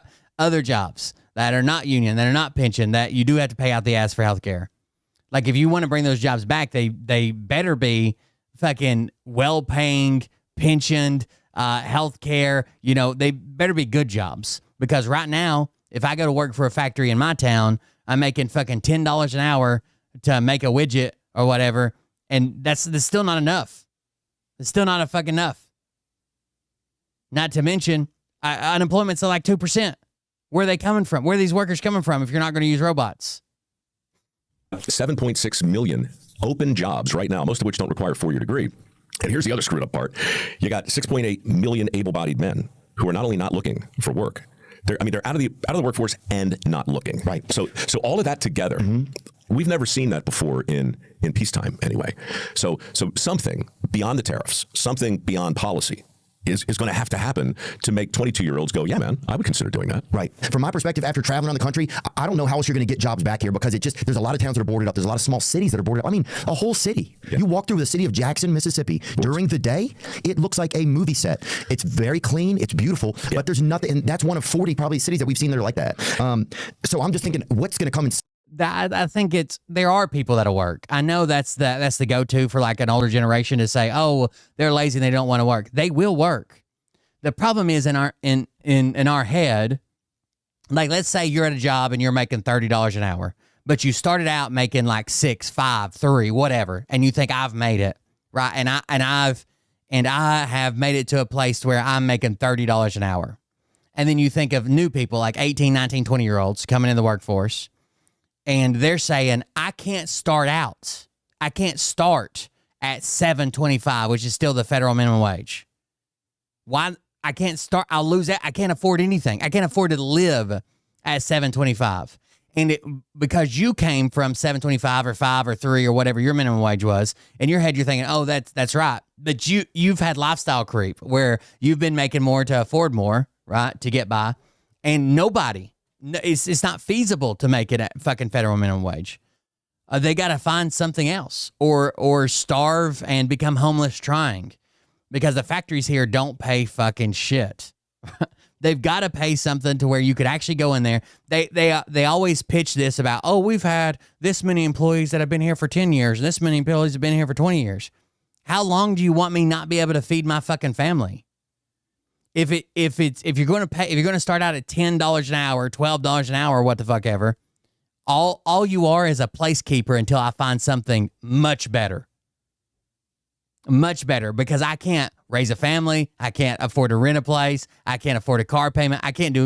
I'm driving a piece of shit that won't start half the time to come in here and work 60 hours a week for you. And I don't make enough to survive. Save these cities if something needs to. And so then you start to see Trump with these tariffs on, and then you start. And it's a right to work state. If you bitch or complain or do anything or try to unionize, Tennessee's a right to work state. They tell you to get fucked. Get fucked. You're gone. And we'll bring somebody else in here that'll work for 3 months until they figure out it's not enough money, and they'll dip. Or they'll bring in a bunch of meth heads. This is what usually ends up happening in the local factories here. Meth heads are doing meth head shit, but the company will start looking the other way on drug tests because they do come in there and work for whatever you'll give them. And they still have your shit. They're fucking breaking into people's cars on the property and shit. But somebody that's actually trying to get started, right? I'm not saying you have to go out and buy a brand new house and a brand new car, but if you want a car that drives every fucking day and a place where you don't have to be afraid to sleep at night, you can't make it on $10 a fucking hour, even by yourself. It's just not feasible. But a meth head that's also stealing, that's staying up 3 days, that, lays at somebody else's apartment where 15 of them in a goddamn trap house, they'll come there and work all day as long as you won't drug test them. Jobs back, so we have jobs here, so it keeps cities busy. Yeah, so it's two different conversations, I think. Okay. And obviously, I'm not an economist. In fact, neither. I don't know an economist who thinks tariffs are a good idea. I really don't. I don't know an economist. I know. Yeah, so that's another thing you have to weigh out. Like, if we do present them with a living wage, how much is the product going to be there? Can they afford? It is wild. If you look at the last 50 years, what the lowest person paid at a company made versus their CEO, and let's say it's like 50 times, right? And then you look at the lowest person at a company now and the CEO, and it's like 10,000 times the wages. It's just insane. The people at the top don't worry about stagnated wages. They're making more than they've ever made in their fucking lives. And the people at the bottom are like, this is not a livable wage. But somebody else will come try it, or somebody just getting started, or somebody will work it for 3 months. As long as they got those jobs filled, they never feel the hurt. And a lot of times it ends up being, literally, I'm not even making a joke, it ends up being drug users as long as they'll look the other way. They won't drug test them.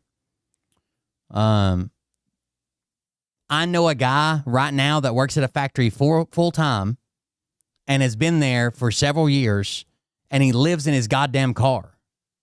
There is no way that you should be at a factory job working 40, 50, 60 hours a week, been there for 5 goddamn years, and you're living in your fucking car because you can't afford. Who would do that? I'd rather start a pistol than be fucking homeless and working 50, 60 hours a week. What the fuck are you talking about? No goddamn way. See Trump with these tariffs on, and then you start to get the idea, well, it's to bring jobs back, so we have jobs here, so it keeps cities busy. Yeah, and so it's two different conversations, I think. Okay. And obviously, I'm not an economist. In fact, neither. I don't know an economist who thinks tariffs are a good idea. I really don't. I don't know an economist. I know a couple, but the ones I'm most interested. There are tariffs can be good, I guess, to protect. Like, let's say China has this plan to shut down all of our steel mills, because when we go to war, we'll need steel mills. So they start selling their shit almost at a loss to us, and it's lower quality, and we can't be trusted, and blah, blah, blah. So we want to protect the steel mills, so we tariff the Chinese steel. But this across the board, made up numbers saying, oh, well, that's the, that's how they're fucking us, so we'll just make up some numbers across the board. It's just stupid. Interested in are like slightly right of center, where they don't agree either. right? So like everybody is either having a conversation about whether or not it's a good idea. Oh, so you're retarded.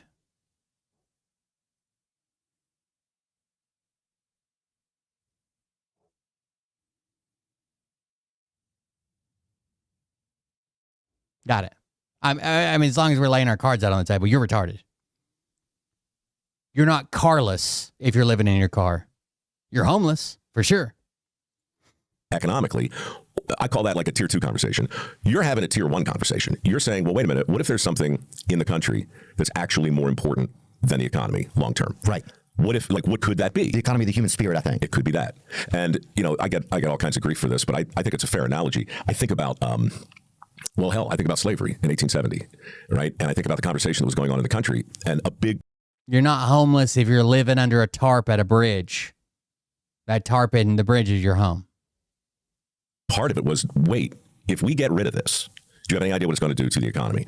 Not just for the South, which would collapse, but for the North. Who buys all the products. It was all dressed in cotton. Right. And of course, there's the triangle trade, molasses, rum. Yeah, ours is fucked right now, right? Like,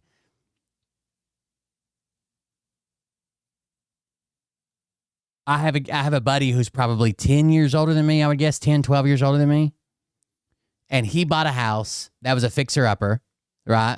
I think he paid $120,000 for it. This is pre-COVID by maybe a couple years. $120,000. He probably put, I've helped him on the house, right? And he's probably put maybe $10,000 worth of work in it. So 120, 130. He's probably put $10,000 worth of work in it. And they painted and just went along, fixed the trim in some places.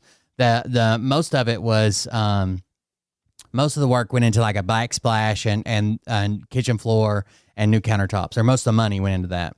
But he's done it himself or whatever. His house is listed for, or is valued at $340,000 from a couple years before COVID. You cannot get a starter home like you could anymore. The houses the price range that me and Mariah were looking at when we left our last home before we went to where we live now, the price range that we were looking at, it was like within a couple weeks had went up $100,000, and people were calling as soon as they were listed and offering asking price plus $10,000, $20,000, $30,000. It's insane. Slaves, right? This is an eternal wheel that had been going on for time. Our federal minimum wage here is $7.25. Immemorial. Yeah, dark rum. Where do you think that came from? You know what I'm saying? You put a couple, you know? And I want to preface this with, I live in a super, super, super cheap place to live. Like, I'm sure you guys have worse horror stories. Where I live is super cheap to live there. Like, incredibly cheap to live here. It's not the lowest cost of living, but it's got to be among them. And stuff is still out of control because wages just didn't keep up. I'm just saying, you mix a few items and you got some, that's the best rum they got. It's good rum. But if you fundamentally were to make the slavery decision based on nothing but whether or not it was good or bad for the economy, well, we'd still have slavery. Right. So we got to a point where people said, wait. This can't keep going. This isn't human. That's right. Right. And so it was bad. Right. The economy crapped the bed. We fought a war. A lot of people died. And I don't mean to sound glib when I say it. I don't know what the real ramifications are going to be. I don't have a crystal ball. But I do think that the reason people are talking past each other with the tariffs is because some people are saying, look, it's a tax, period. It's not good for global trade, which is true. But if there's if you're trying to transform Jackson, Mississippi, then you at least have to elevate the conversation to this.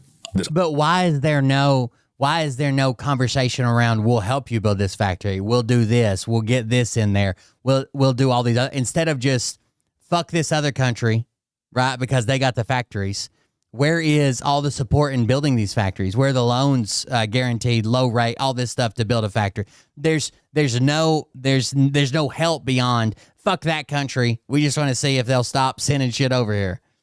Not to mention, it needs to be years in advance. You don't build a factory in a week.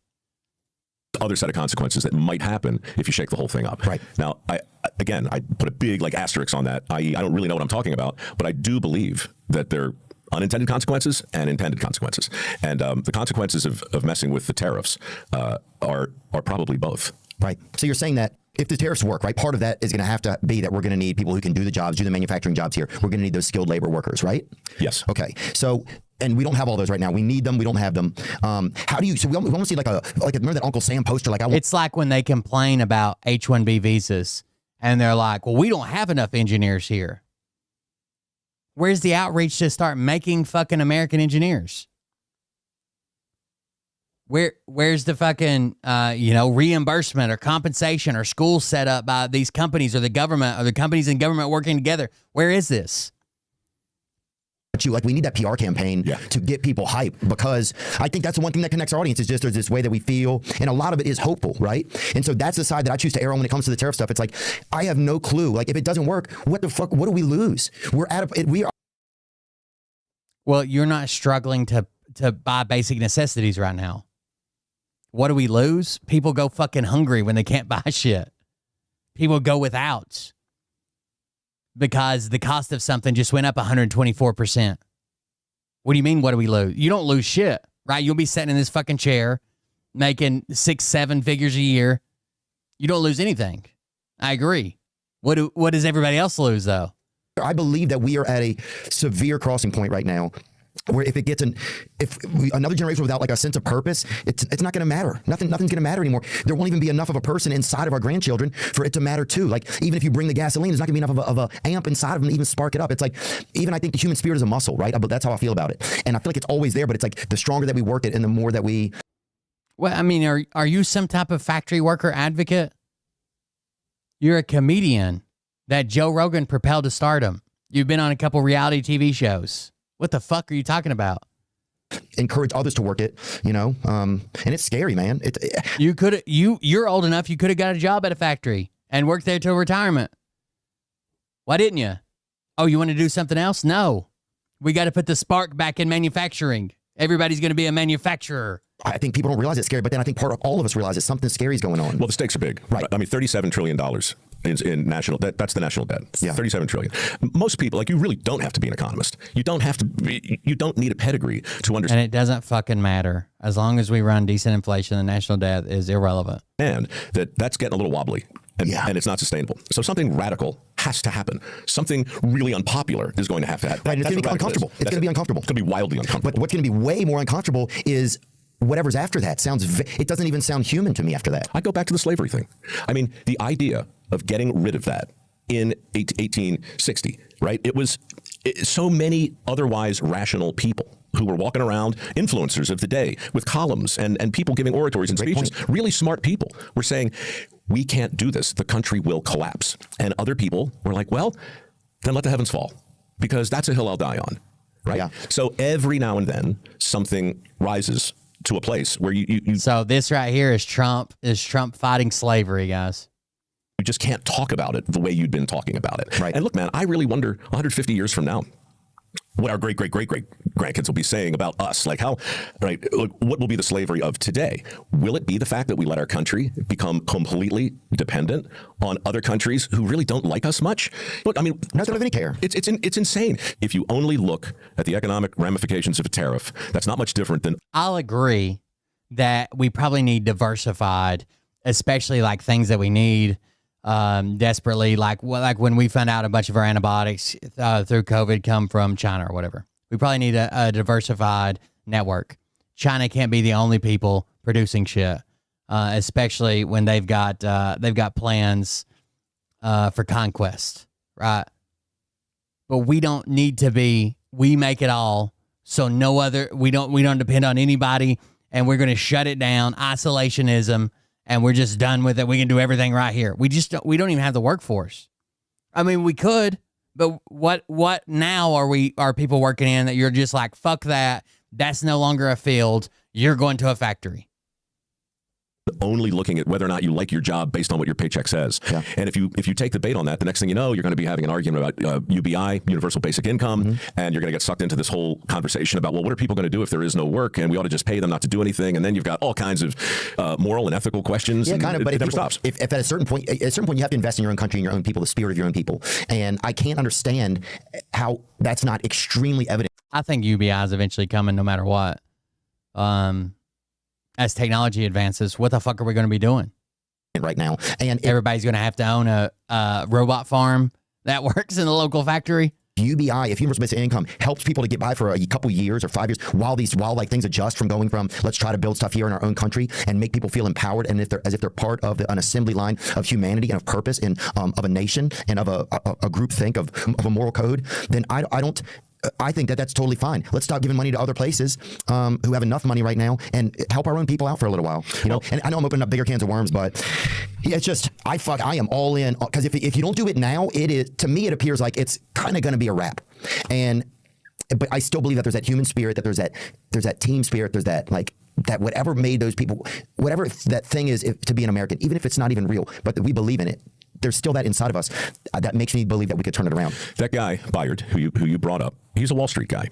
And 16 years ago, he said, no, his family came over on the freaking Mayflower, just so you know. Of course he doesn't understand it. And he said, nope, redo. I'm going to build a company called American Giant, and I'm going to prove that this country can still make quality clothing. Now, that's a very personal mission that could only be embarked upon by a genuinely hard-headed dude, okay?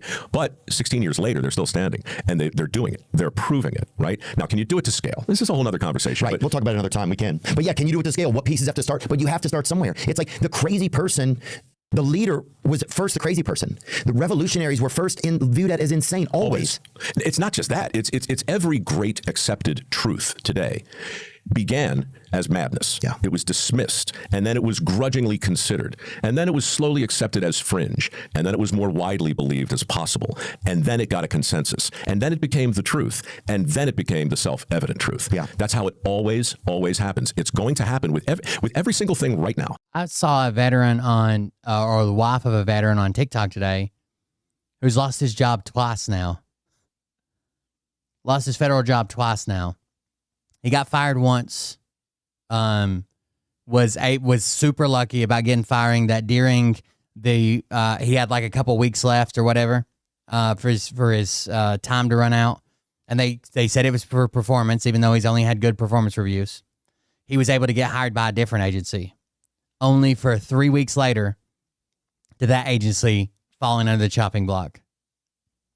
Dude, talk about suicidal. He's got a wife, 3 kids, a house, a mortgage, car payments, everything. Holy shit, to get fired twice from the same administration? From tariffs to climate change to meat eating to addiction, all the things we think we know about all of these different things are in a state of evolution. I agree. And I don't know where or how it ends, but I'll tell you this, man. Exciting. We are long in certainty today, and we're very short in understanding. And it's just going to take time. It's just going to take time to be as certain about these other things as we are about slavery. You know, it takes time for people. It just takes time. It's just like slavery. You'll get used to it. You'll get used to suffering. All right, guys. Consider supporting the show while we're offline. The coldbeer.fund, coldbeer.fund. That's how we pay for everything around here, and times are tight currently. I know they are for everybody else. Thank you guys for joining us. Thank you for being here. I appreciate it. I'm going to hop off here and head to the house. I'll be back tomorrow. Thank you guys for joining us again, and we'll see everybody tomorrow night. Have a good one, guys. Love you. See you. Bye. Enjoy your weekend. I forgot it was a weekend. Enjoy your weekend. But I can tell you this about if this douchebag happens to see this particular show, you don't have the fork and balls to call out the people on this planet by name and tell them exactly who they are and tell them the rest of the world who they are. You don't have the fork and balls. You don't have the balls. Okay, Scott. Here we go. I think I started some shit. It's wild to see a company and look at a CEO's salary and know that it would take like less than 5% of his salary to move everybody up to like $15 an hour minimum wage, and then they just choose not to. And that's only the CEO. Think about the whole C-suite. Like it's insane.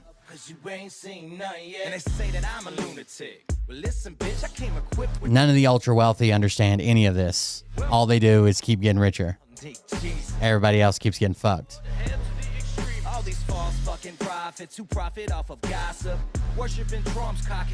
We have a man that wants to start his own planet on fucking Mars. And then we got people right here, homeless veterans, and people can't fucking feed their family and shit. Going broke every goddamn day. Homeless. People, alien sex. What's next? Trump in a dress, fucking Flynn on his desk. A retard in a vest, climbing up 5G towers. I'm ready for fucking revolution. Fuck it. Here we go. I think Support the stream. We appreciate it. We'll see everybody on the next one. Good night, guys. I think I started some shit. Piss him off, it's about to get lit. Get the place in them beds, you know that stage is set.